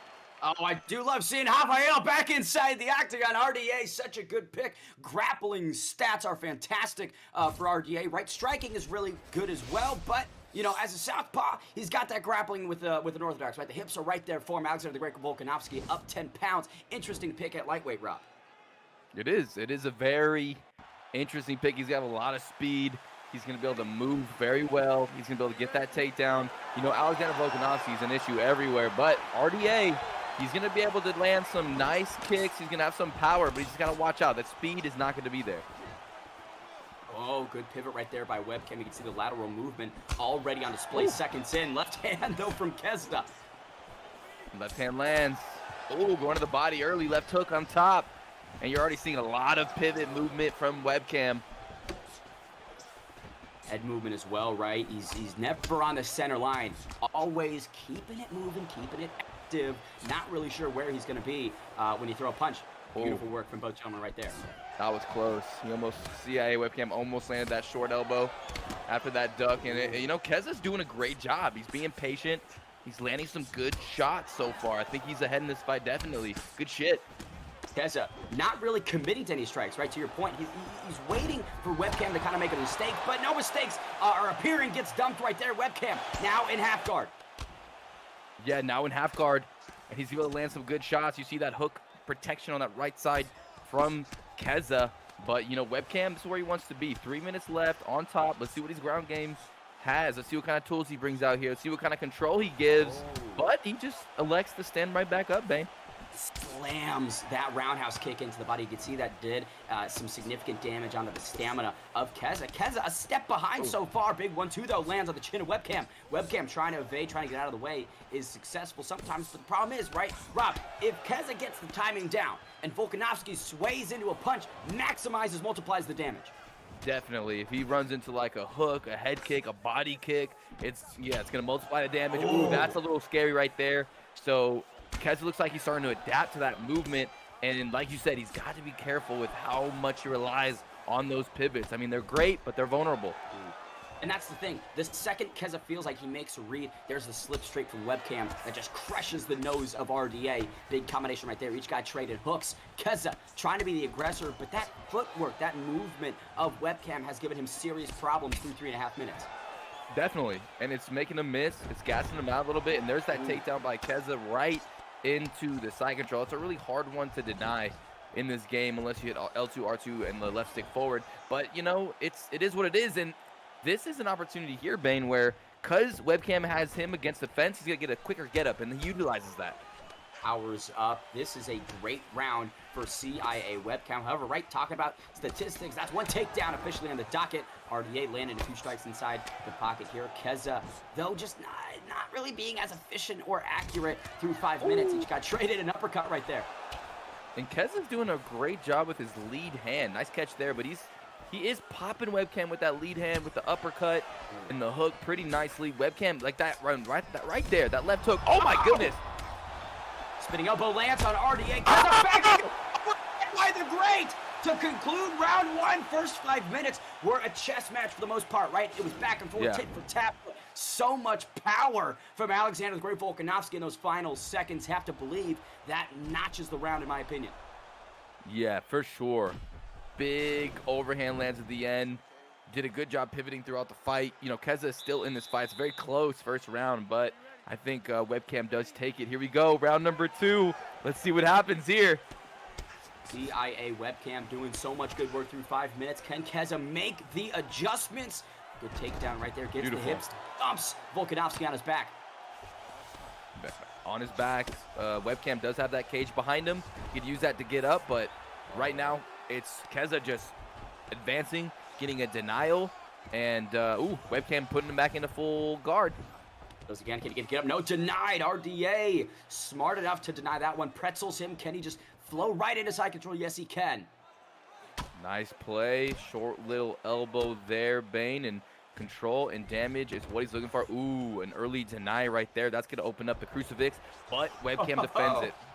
And gets denied immediately, right? A little bit too urgent to get that get up, and now he finds himself in a Kimura. This could be bad news. The chain is... Bane, this is pretty close. The defense is there, though. He's being patient. He can't move his L2, R2 too fast, or that'll make the bar larger and larger. It looks like he's going to be able to defend himself here. This is a close submission, but have to agree, Webcam pops out of it. Good job, but as you mentioned, close. That was a competitive submission right there. If a second submission comes in, you got to think Keza's made the read. Yeah. Every time you land a submission, especially if you're a submission artist and you're good in those positions, you're going to start downloading the defense, and it's going to make it easier and easier to get that. Oh, my goodness. I thought that was going to be a rock right there. A bit of a shot to the back of the head, potentially, right? Volkanovski spinning around, eats a 2. And now we're seeing a bit more striking from Keza. Might feel some more confidence in the hands. Beautiful knees in the clinch. Switches back to that southpaw with RDA. 2 minutes left in this. Oh! Massive knee from Webcam. He rang the doorbell on that takedown and said, "Can I come in?" And he said, "No, here's a knee to the face." And Webcam really defending himself nicely here. Great takedown defense. Oh, and he's going to land a couple of shots with those knees there, but man, what a fight. Woo! Watch out, that elbow is sharp. Oh, some heat on the striking from Keza. Spinning elbows back and fight. forth. Neither of them land. These guys are leaving it all inside the octagon through 9 minutes. We'll say the stamina of RDA is a little bit worse for wear, right? The commitment to the striking in round 2 has worn down the cardio of Rafael dos Anjos. Most definitely, and every time you see Webcam pivoting, moving his head, getting out of the way, all those whiff shots, that's draining the stamina, and he's almost halfway. This is going to be a really tough third round to get through. Webcam going to be able to put a lot of pressure on his opponent in this third round. I will say, the strikes of Keza are finding their mark a lot more in this second set of 5 minutes than they did in the first round. The left hand of RDA making an impact on Volkanovski. You can see some blood leaking from the nose. Another spinning elbow! Oh, man. Oh, and he's throwing while he's gassed and hurt. He's trying to land the damage. Woo! Every round so far has concluded with CIA Webcam injuring RDA. Third and final round upon us. I have to think Webcam 2-0. Keza needs a stoppage. I would say so. You know, Keza has done good throughout the fight, landing some good, you know, punches on his opponent, doing some good damage, not out of the fight completely, but with that stamina deficit, it's going to make it really hard for him to keep up with the volume and the power of Volkanovski in this third round. You know, CIA Webcam's in prime position to put the nail in the coffin here. Woo, 1, 2, 3 right there. Now digs to the body. Webcam out of the way for the return shot. Beautiful work in the first several moments of this third round. Takedown for RDA. Keza gets it to the ground. And that is a smart play right there. You know, you don't have to worry about all this movement, all these pivots, and now you got your opponent on the ground, and now you just got to get some denies, get to a prime position. Oh no, but the get up easily escaped by Webcam. Beautiful work, and the control just hasn't really been there for Keza. Outside of that, you know, oh! Body's hurt for Keza! Here comes Webcam! Webcam now just putting the icing on the cake that he's baked so far in this fight. Oh, but he eats a vicious elbow combination there on the block, but you got to think Webcam, it's just a matter of time before he gets this knockout, unless Keza does something miraculous, like that front kick to the face! Massive shot from Keza, but he just doesn't have the stamina to continue the combination. The exchanges from Keza are short and sweet, but nothing prolonged. And CIA Webcam has all of the durability and health stats right now to wear the damage as this third round continues. Oh my goodness, this fight is so good. I'm having such a good time right now. Ladies and gentlemen, look at this body shot. Oh my goodness, he misses that right hook. Another leg kick right to the body. The midsection of Keza is absolutely busted. The liver is crippled. 2 minutes and 20 seconds remain in this fight, and Volkanovski is impressing greatly. Even when Keza is blocking the midsection, that bleed through is still hurting him. It really is, and Keza's doing a phenomenal job at defending that body and staying in this fight, but Webcam is in control. Oh my goodness, he has so much stamina, so much movement, and this is getting out of hand right now for Keza. The taunt right there, you can see the confidence is quite large for CIA Webcam. Now pushing forward. The body is broken for RDA. Rafael has nothing in the midsection. 90 seconds remain. Can Webcam find the finish? Big 2 right there connects on the chin. Keza is just a bit outgunned, it seems, at 155. Oh my goodness, there's the spinning elbow. Keza in trouble, catches the kick somehow. Oh, knee to the solar plex. Oh my goodness, this could be it. Bang! And everywhere, Keza is in a bad position, but lands a beautiful uppercut. Yeah, that's nice.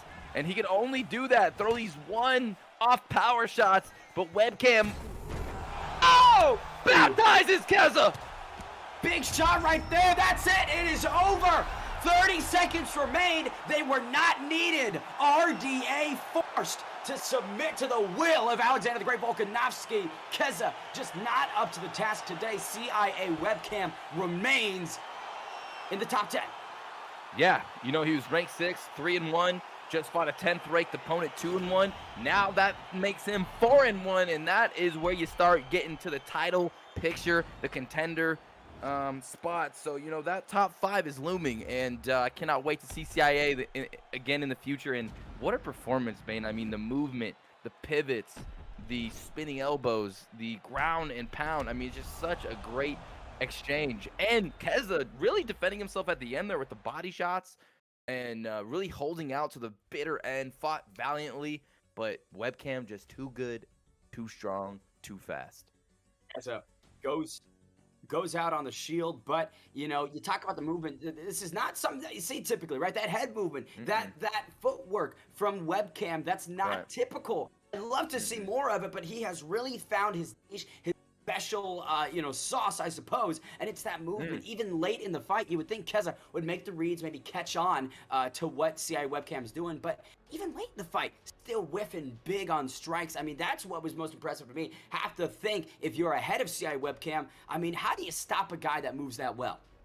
You gotta figure it out early. Like you even brought it up earlier, Bane, is you gotta meet him with shots that he's gonna run into, because if you start throwing shots and you keep missing, over time your stamina is going to be depleted, so you got to connect with something on his way towards an angle, and then just, you know, continually do that, because if you don't, you see what happens. Plus, not only does Webcam have that good movement, he's got some really good elbow combinations that he was utilizing in that fight as well, dodging and then spinning and just, you know, putting on a show. 4-1 for a reason. Now moving into the top 5 picture. Webcam's future is bright. Could be a possible contender in a fight or two.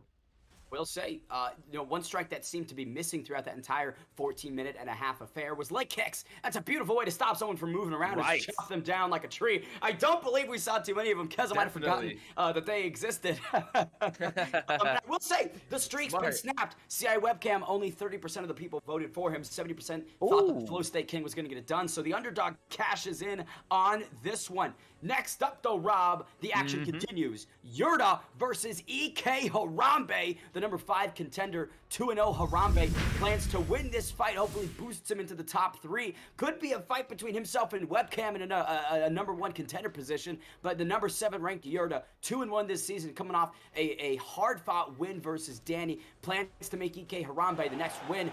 Rob, I'll let you break down the skills.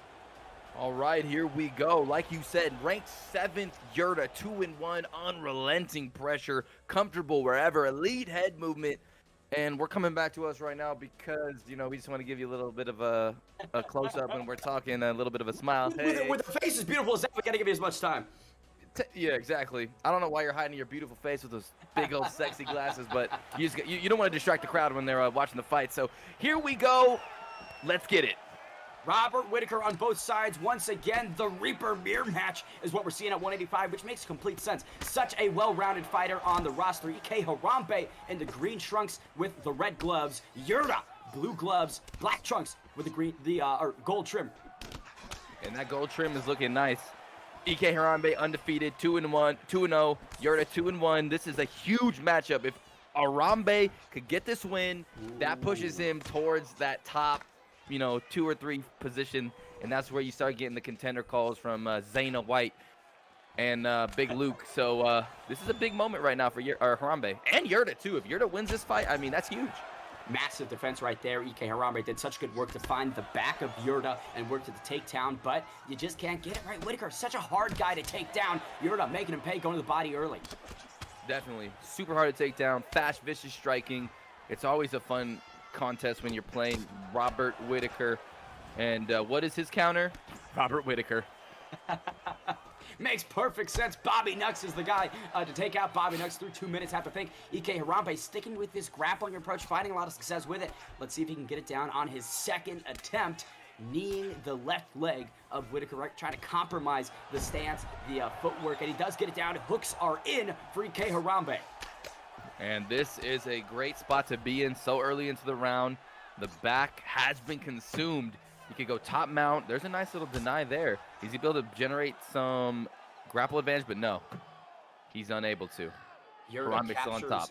That right hand momentarily, but slips out. EK Harambe doing some ground and pound. Yurda reclaims it, right? Trying to limit the success that EK Harambe has, or the progress of anything, right? If you clasp onto that hand, you can't really do much with it.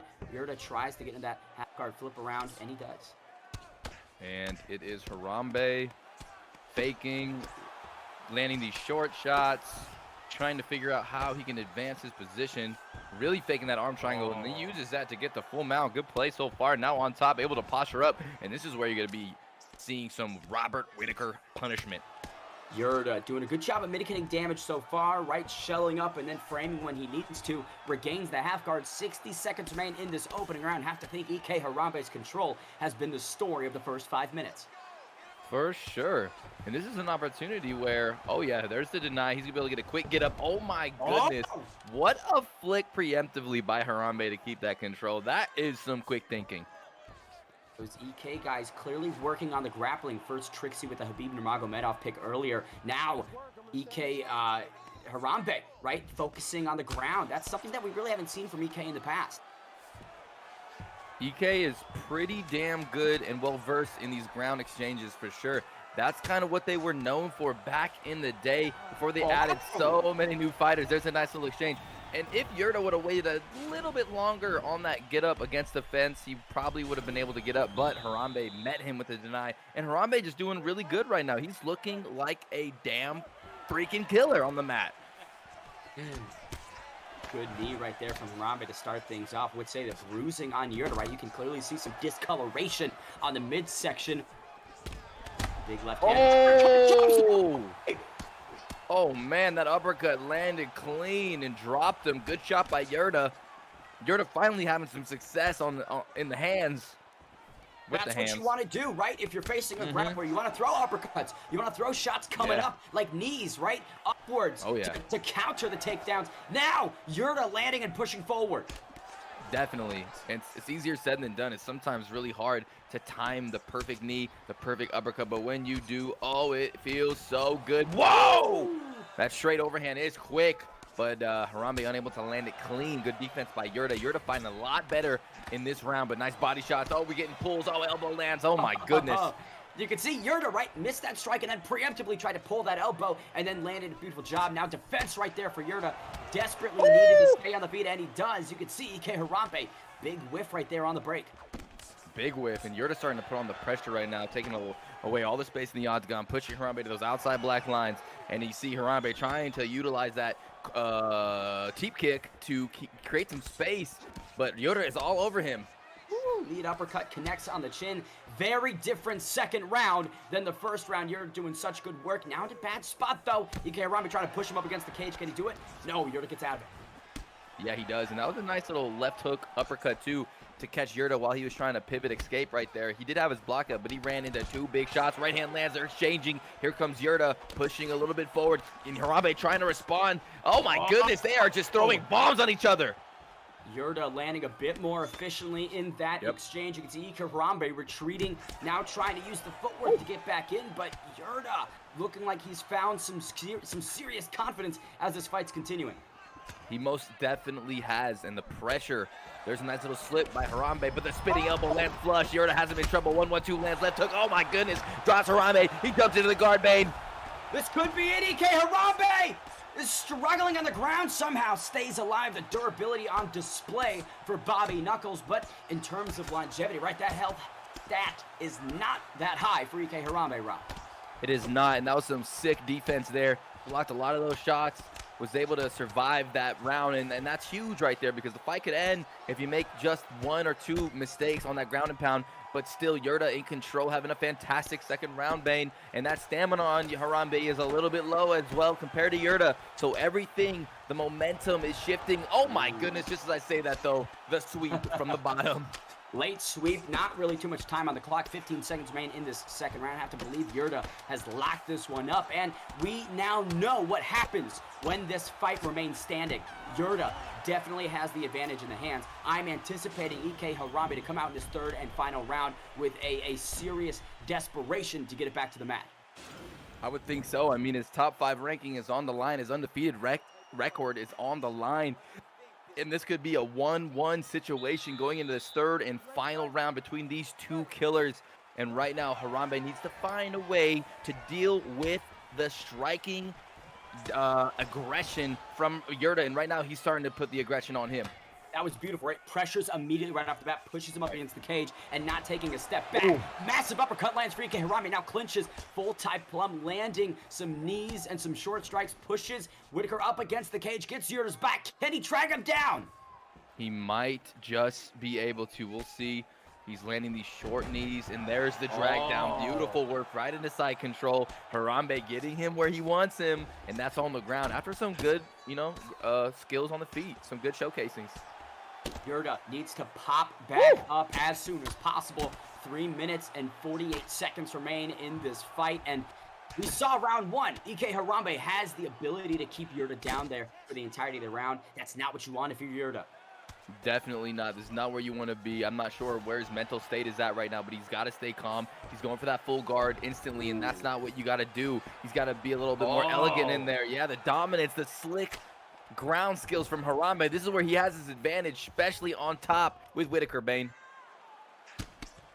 This is what Yurda displayed in the first 5 minutes. It's what he's shown throughout his ESFL career, right? This dominance and control on the ground. Yurda getting a bit desperate, getting a bit loose, taking too many risks, trying to transition, and he is paying for it greatly. Now EK Harambe inside control, landing some seriously lethal elbows. And this is where the fight started. This is where Harambe built his early lead, was in that position. This time Yurda able to get out in a nice deny there, but still Harambe maintains on top. He tries to escape, but no.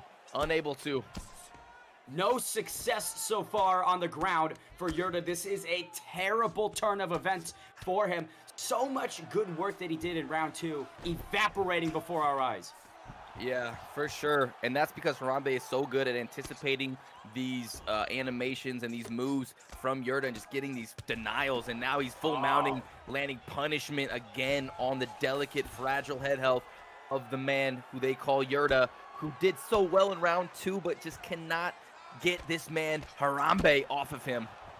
Suffocating pace, right, as the name suggests, gorilla-like in terms of control, but Yurda pops up to his feet, 60 seconds remain, in my opinion, needs some massive striking success. And this is huge, 1 minute left, and he's got a lot of stamina in his gas tank. He could really unload. Oh, he's got to watch out for the clinch, and there it is. There's the first clinch attempt. Harambe's going to do everything and anything in his power to keep this fight from being finished right here. You can see, right, he's trying to stay at range, using those teeps to create distance. He does not want to engage with Yurda. Yurda plotting forward, gets tossed, but to his feet. 15 seconds remain. Can Yurda make some magic happen? He's got to do something, and there it is! Big shots by Yurda! That's huge! Return. Not there for EK Harambe. The clock has expired. We go to the decision. That is what you want to see from Yurda. I mean, who knows? That might have stolen him the round. Maybe not. It would have been great if he would have got a knockdown. But damn, what a freaking play at the end there. You saw Harambe just really trying to pivot, stay away, get out of the way of the train that was Yurda. But Yurda striking last blood. High fight IQ displayed by both gentlemen at different points in the fight. You know, I have to think EK Harambe did enough to get the decision, but we just don't know with the judging. EK Harambe. There it is. EK Harambe. Bane 3-0 now. Top 5. Looking for a big opponent. Who knows what the matchmakers decide, but maybe we could get a CIA webcam and a Harambe matchup in the future. Who knows? And that'd be great stylistically, right? The grappling efficiency of EK Harambe versus the movement and footwork of webcam. Would love to see that one take place. And I love how that fight played out in terms of the Oreo sandwich that we got of EK Harambe's performance. First and third, great job by Harambe. Second round, though, experienced some serious adversity, had to walk through the fire, go to the deep waters with Yurda to get that one and stay undefeated and in the top 5. A great performance for EK Harambe, and nothing to really hang your head about for Yurda. Phenomenal work in that second set of 5 minutes. Found some moments in round 3 when he needed to. Just a not enough in terms of getting that decision. Yeah, you know, Yurda came well prepared. In that second round, we saw what he was capable of when they were on the feet. Harambe just did such a sensational job at, you know, fighting with his hands, but then mixing in the clinch, mixing in the back takes, mixing in the takedowns. Then once he had Yurda on the mat, it was a really hard situation for Yurda because he really couldn't shake him off. Harambe was meeting him with these beautiful flicks, these beautiful denials, and then using those denials to advance his position, do damage, and fight the fight that he wanted, bringing Yurda in his game, in his territory, in his realm.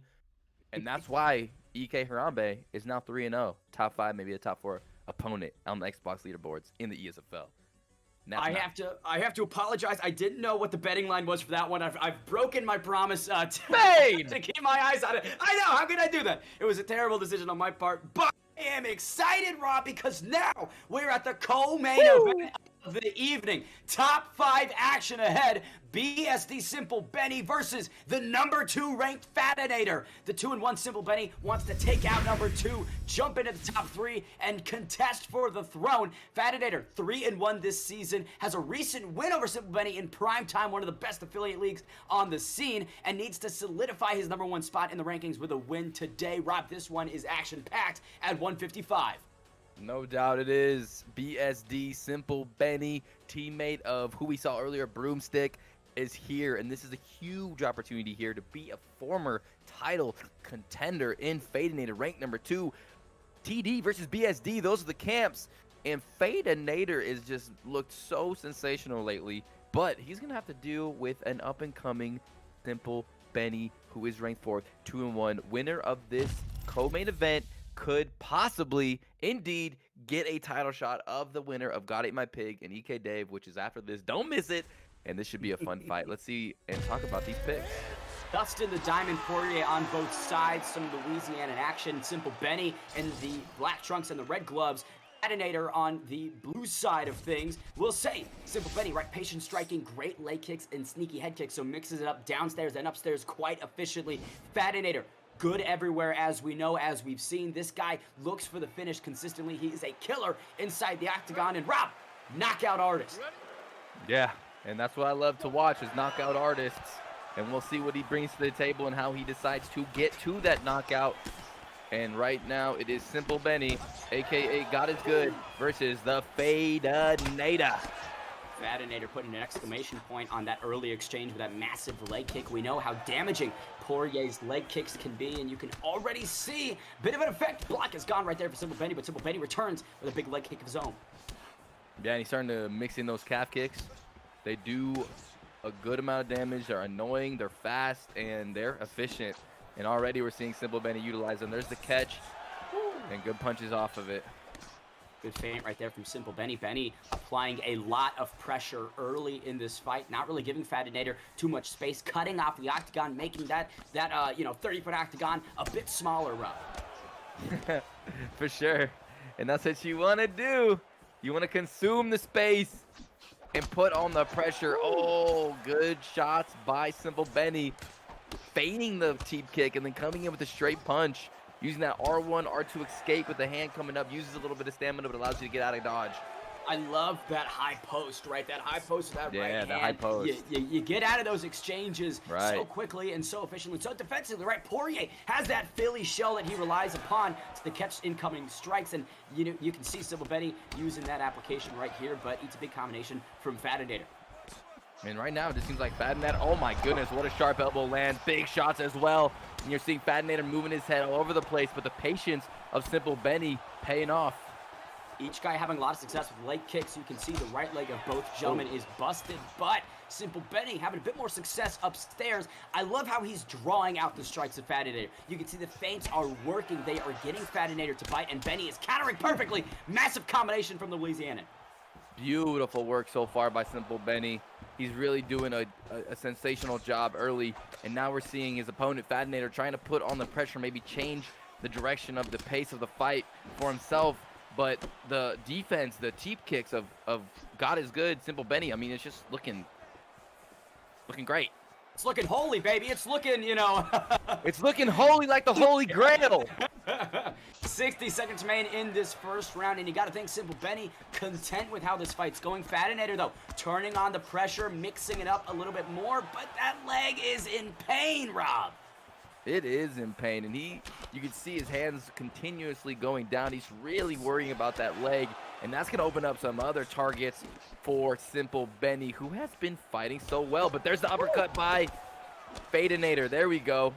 You can't get complacent against these top guys, Rob. You get lazy for a second, and boom, that's when you get stunned. 10 seconds remain. Simple Benny with a big rear elbow, and once again exits the combination with the post. Beautiful work from him through 5 minutes. Man, this is a really even fight. You see the scorecards, 15 significant strikes there for Simple Benny, a little bit ahead in that first round, but it is really tight. And this round, number 2, is probably going to be more of the same. We'll see if anybody decides to make a different sort of adjustment. But look, both their legs are sort of hurt. Both their head healths are similar, but Fadinator a little bit lower.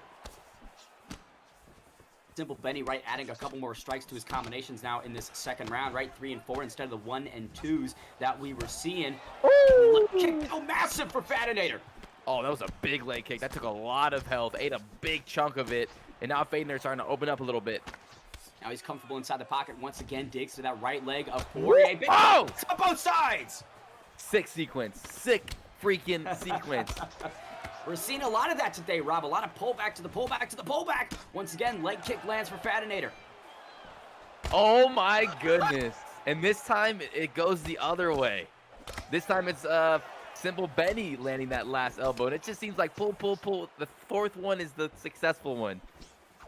We'll say, right, talking about success in the striking, Fadinator's right leg. Not really feeling the strikes from Simple Benny this time, but Simple Benny wearing that damage pretty poorly, in my opinion. That leg is blinking. It is, and that forced Simple Benny to fight in southpaw. Oh, again! This time Fadinator landing that short elbow. Simple Benny retreating, backing up. Fadinator coming on strong, mixing it up beautifully. Simple Benny's the guy who goes downstairs, upstairs. Fadinator giving him a taste of his own medicine. Oh! Sim left hand for Fadinator. Hey! Bit of a judo throw I'm right tripping. there. They're both southpaw. What am I saying? Dustin is a southpaw fighter. What am I talking about? Why am I even here? This fight's too electric. Rob's getting overwhelmed. 2 minutes remain in this second round, and Fadinator is turning it up. He is. This is a crazy fight and a crazy pace. I'm loving it right now. Here comes Simple Benny plodding forward like a marauder. Lands that left hook. Backing up Fadinator left again hook with that seep. As Fad was throwing that leg kick, if Simple Benny can get that timing down, he can make Fadinator pay. 90 seconds remaining. You can see Benny's looking a bit labored. The pain is starting to set in. That leg is compromised, Rob. It is. It is compromised, and it's right there like a sacred piece of fruit, ripe for the picking. And he's got his targets on it, does Fadinator. And beautiful. Oh, beautiful! Unloading on Fadinator. Fadinator, though, so defensive. Oh! A favor. Oh, he snapped it! He snapped his leg, Bane! He snapped it! Simple Benny's going to be leaving on a stretcher, now forced to go orthodox. Oh my goodness. Can you even see his leg health anymore? Is it even still there? Oh. Benny is in a world of pain as this second round comes to a close. 15 seconds remain, and Fadinator clearly winning the majority of this fight. Definitely. Fadinator doing sensational. But that beautiful play by Simple Benny when he ducked under that hook and came up with that power uppercut. I mean, that was sick as well. Both guys having their moments in this fight, and we still have a third and final round, ladies and gentlemen. Here we go. The right leg is totally compromised on Simple Benny. Fadinator is in the lead. Catches Fadinator, though, as he's moving. That's what Benny needs to do. Capitalize on the mistakes, counter, search for the errors in Fadinator's game plan. Now he's making it dirty. Oh, yeah, and we like it dirty. Don't we, Bane? We like it nasty. Oh, my goodness! What a sniper! That's it. That's it. It's over. It's over. The first minute of round 3 is that's where it ends. Oh, my Co-main God. concluded with a big combination from Fadinator. Oh, man, that was so damn nasty. What a beautiful shot there. I got to watch that replay back real quick. That was fantastic. Picture perfect left hand by the Louisiana. Knocks down Simple Benny and 2 follow-up strikes. Look at that. Bob and weave, baby. Slip and return. Simple Benny could not stay in the fight. That damage was far too much. And there's that beautiful ground and pound right to the dome of Dustin Poirier. Oh, man, that was absolutely incredible. What a co-main event. They both brought it. Oh, Bane, that was wildness. And it was so so evenly contested through the first 5 minutes, right? The strikes were almost dead even, and it looked like Simple Benny was having the more success in the exchanges, but Fadinator just turned it around in round 2, found the finish early in round 3, holds on to the number 2 ranking. And I mean, look, if we're talking about statements to maybe earn your right to challenge for the throne, that was a big impression that he left, Rob. Oh man, huge co-main event. Beats Simple Benny, not just in an impressive fashion, an explosive fashion, and showing so many different skills there. And now we probably have our clear number 1 contender, but we need to find out who is going to be the and still, or is it going to be the and new? Is it going to be God Ate My Pig 5-0 undefeated, or is it going to be EK Dave and new? It's going to be crazy. Stay tuned. Bane, are you ready? Oh, I'm ready for the main event. I have been waiting for the main event for a while. The champion, undefeated, undisputed. God Ate My Pig Gamp. Looking to make it 6-0 in this season. But that's the big question is, can he? EK Dave, the number 1 ranked player, wants to beat him, crown himself the new Xbox champion. He's got elite wrestling, dangerous kicks, technical striking everywhere. One of the best EK incumbents, but God Ate My Pig. Talk about a revitalization of this competitor's career, taking out Zayev in the fashion that he did, and now just racking up the title defenses. He's strong from side control. We know his grappling is completely world class, but he's got great kickboxing as well, right? And mixed martial artist and a great takedown defense. Rob, 185 looked like we're going to see another Robert Whittaker mirror match. And here we go. Robert Whittaker is a very good pick. We've seen this a few times tonight. Always exciting. But God Ate My Pig, 5-0. You know, this guy has an opportunity to defend his title for the first time tonight, and I believe he is one of the best players in the world right now as the reigning Xbox King. But EK Dave, that EK camp has been training him so much, so many different looks in that EK camp. This is the biggest moment in EK Dave's career, and he has an opportunity to get the strap, and that's hard to do, insanely tough. So we'll see if he can do it here tonight on ESFL 131. God Ate My Pig has about 78% of the pot so far. EK Dirrty, the challenger. 22% of the people are voting for him. We'll see if the big underdog can get it done. Massive work from God Ate My Pig, though, early. Ooh, yep. Here comes God Ate My Pig. Right hook lands. Coming forward. There's a nice little catch by the contender. Dirty getting backed up early right now. The pressure from Gamp is relentless.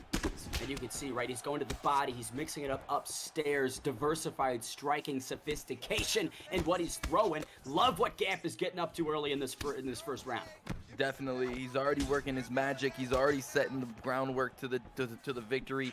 Going to the body early. And it's just pretty much EK Dirrty trying to keep this man off of him as he lands a beautiful left hook. And great counters from Gamp as well, right? You can see that check left is there anytime EK Dirrty wants to go to the body. Definitely. He's ready.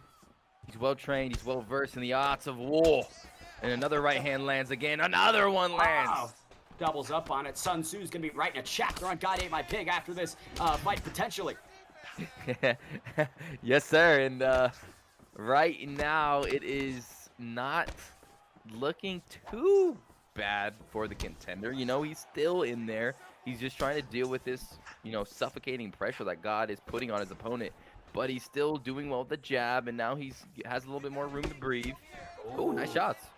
Big 2 and then a 3 downstairs. But to your point, right, Gamp is leading the majority of these exchanges. The champion is the one pushing the pace. If EK Dirrty wants to claim the throne, he's got to be the aggressor, right? He's got to lead the dance a bit more and dictate the pace of this fight. Massive check right there from God Ate My Pig. He definitely needs to get some respect. He definitely needs to get some octagon control. He is doing a good job landing, you know, that shot on the left leg of God Ate My Pig. But now God Ate My Pig is fighting in southpaw, so it's going to be a target that he's not going to be able to hit anymore. Big rear teep kick right there for the champion. 90 seconds remain in this first of 5 potentially. Catches the return kick from EK Dirrty, pushes up against the cage. Can he get the back? Yes, he can. And here we go. Let's see what he decides to do. He's going to drag him to the floor. Right into side control. Good stuff. Good takedown by Gamp.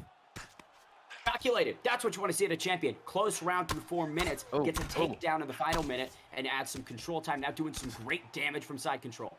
Yeah, 4 beautiful elbows right there. There is the contender trying to escape into the half guard position.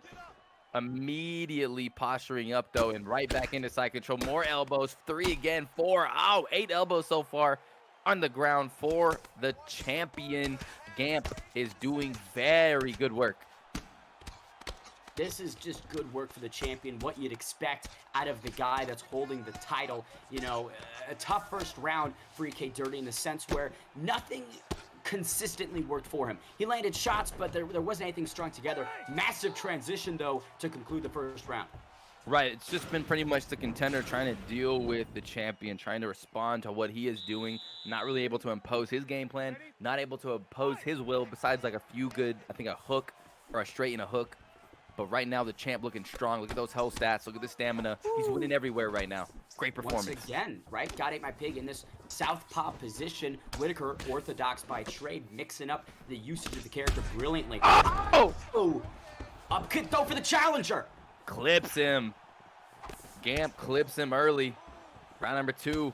There's a little teep kick by EK Dirrty. EK Dirrty Dave. He's still in this, folks. You can see there's already some discoloration, some blood, some cuts on the face of the challenger. EK Dirrty needs to dig deeper if he wants to capture the title tonight. He does. He needs to figure out a route to do some damage, because right now the defensive prowess of the champion, his footwork, his attack selection, it has left him undamaged. Not a lot of leg kicks from EK Dirrty, not a lot of takedowns or even feints to a takedown. Really just sticking to the striking, Rob. Oh, big! Oh, Bang! the champion! Oh, man, a huge shot. This could be it right here. Beautiful ground and pound work, and still, oh, a beautiful clutch slip at the end there by Dirrty to save himself to fight a little bit longer, it seems. The belt was close to being retained right there, and now God Ate My Pig. Oh, man. Suffocating the challenger, not giving EK Dirrty a second to breathe or recover. Definitely not extremely fast-paced by the champion this second round. Suffocating pressure. Oh, man, T-Bing, he's just doing everything right. He's checking every box that you'd want to check as a technical fighter, as a champion, and he's just doing it so impressively. And no counter opportunities, right? EK Dirrty doesn't have the chance to capitalize on anything because Gamp is out of the pocket just as quickly as he's in it. Big head kick, though, partially lands. God Ate My Pig with a significant stamina advantage as well, Rob. Yeah, advantages all across the board. Head, body, block, stamina. Oh, there's a nice shot by the contender. Dirrty needs more of that. Cheeky little uppercut right there, lands. Little hook as well. Build a little momentum off of that, maybe. God Ate My Pig does go back to southpaw, though. Lands a massive left hand down the middle. Maybe that's what God Ate My Pig saw. He saw that EK Dirrty was susceptible to strikes from the southpaw position. Yeah, maybe, and it seems like Dirrty's starting to find out that that left hand is starting to do some good work for him. That lead hook, that jab, and a little bit of a late, rise from Dirrty. Essentially, right, sticking behind that jab, operating with it, establishing it, could be a potential path to victory. Oh! Massive finish for God Ate My Pig, and still. Damn! Wow, that was a big one, huh? That was lights out. What an uppercut. Jeez, that was incredible. Damn, who's beating Gamp? Who's beating Gamp? 6-0! And still, first title defense. And that was a dominant performance over a dangerous EK Dirrty Dave. Undefeated, undisputed. God Ate My Pig taking out the #1 contender in just a shutout performance for as long as it lasted. Not a lot of errors for the champion. And, I mean, really just impressing with a strong finish in round 2. This was not an extended affair, Rob. This wasn't a 4th or 5th round finish. This was early in the fight. Yeah, it was round number 2. And Bane, I heard that maybe we do have a fight of the night vote. Talk about this, Bane. Talk about it, Bane. Talk about fight of the night. How do you pick a fight of the night? All of these fights delivered such a great performance from all of the ESFL competitors. But if I had to pick a fight of the night, man, I really enjoyed Keza versus Webcam. Thought that was a beautiful display of footwork. Webcam's durability. Keza coming on, to give what he could. But Webcam impressing. If I had to say performance of the night, If I wanted to give a performance of the night, I'd give it to the comeback of KM Noeta, right? That jumping crane kick, to me, deserves a little bit of a bonus from my position. What would you pick as some notable performances? Oh my goodness. Like you said, so many good ones. But yeah, I'd have to agree with you. I mean, that Noeta starch of Holloway would get my fight of the night, knockout of the night. But I mean, throughout the card, there were so many good exchanges. I mean, Anthony and KM intro. I mean, JC21's beatdown of EK Dirrty. Just these Xbox guys really bringing it to the table and really putting on exciting fights. And I always look forward to Saturday's Esport Fight League. I mean, the bar has just been rising and the talent has been exploding. And just can't wait for more and more of these to go down. And also, Bane, it was a pleasure to be in the booth with you once again. It's always a wild time with you, bro. Always an honor. Colin fights with the best in the business. Bruce Lee, Rob Love, the lights on the back. I always love seeing this guy's lights. Dude, 2 of my lights are broken, man. You gotta fix it. You gotta fix I it, know. Rob. I think we are waiting from the back to get the fight guard on the screen to give you guys a bit of a taste, an appetizer, if you will, of what's to come. We've got Proving Grounds up next tomorrow. That's going to be a fantastic card. You don't want to miss it. As the name suggests, Rob, these are where competitors go to prove their merit and punch their ticket into the big show. And that is where you want to do it. And a lot of these guys from the Proving Grounds, they really do prove themselves. And when they get to the main stage, when they get to the Esports Fight League, they do so well. So it's a great stage, and you see a lot of up-and-comers over there. And yeah, watch out for LW Reaper versus TMF Machine Gun, because it will be good. Ooh, I see Humble Link on there. Okay, Ace Droopy should be a good card. Mr. Humble Dink back in action so soon. Love to see it. We'll say ESFL 132 next Saturday, November 18th. One that you don't want to miss. Zayaf versus Spill actions, the main event, co-main event. Ed Parker versus Kratos MMA. Couple other notable entries on that card. Swiss Turkey, Dan Freeman, right? The creative fighter dedicator. Heavy Hands also making an appearance versus Samurai War. And Morbid Madlad, the opening fight on the card.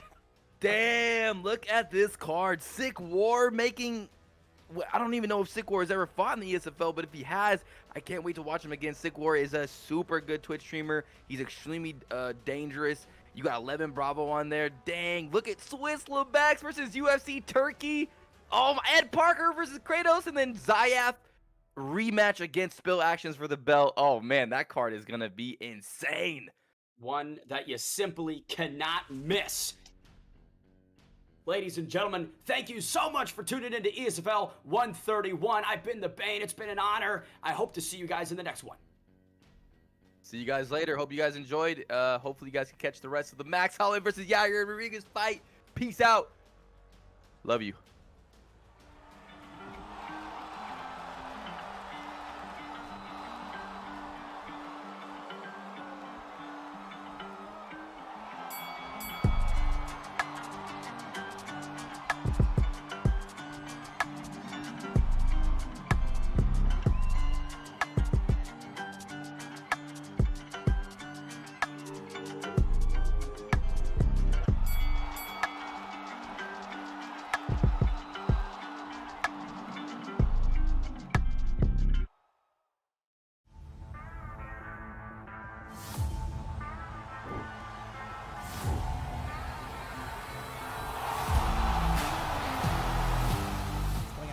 Fast, already tried. Oh, beautiful counter to the takedown.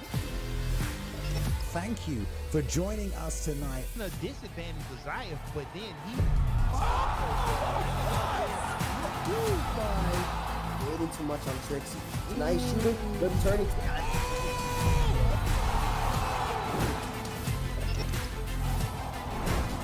Watching my Twitch Squad on YouTube, watching from the proudly world tonight. I know the UFC isn't on right now, but guess what?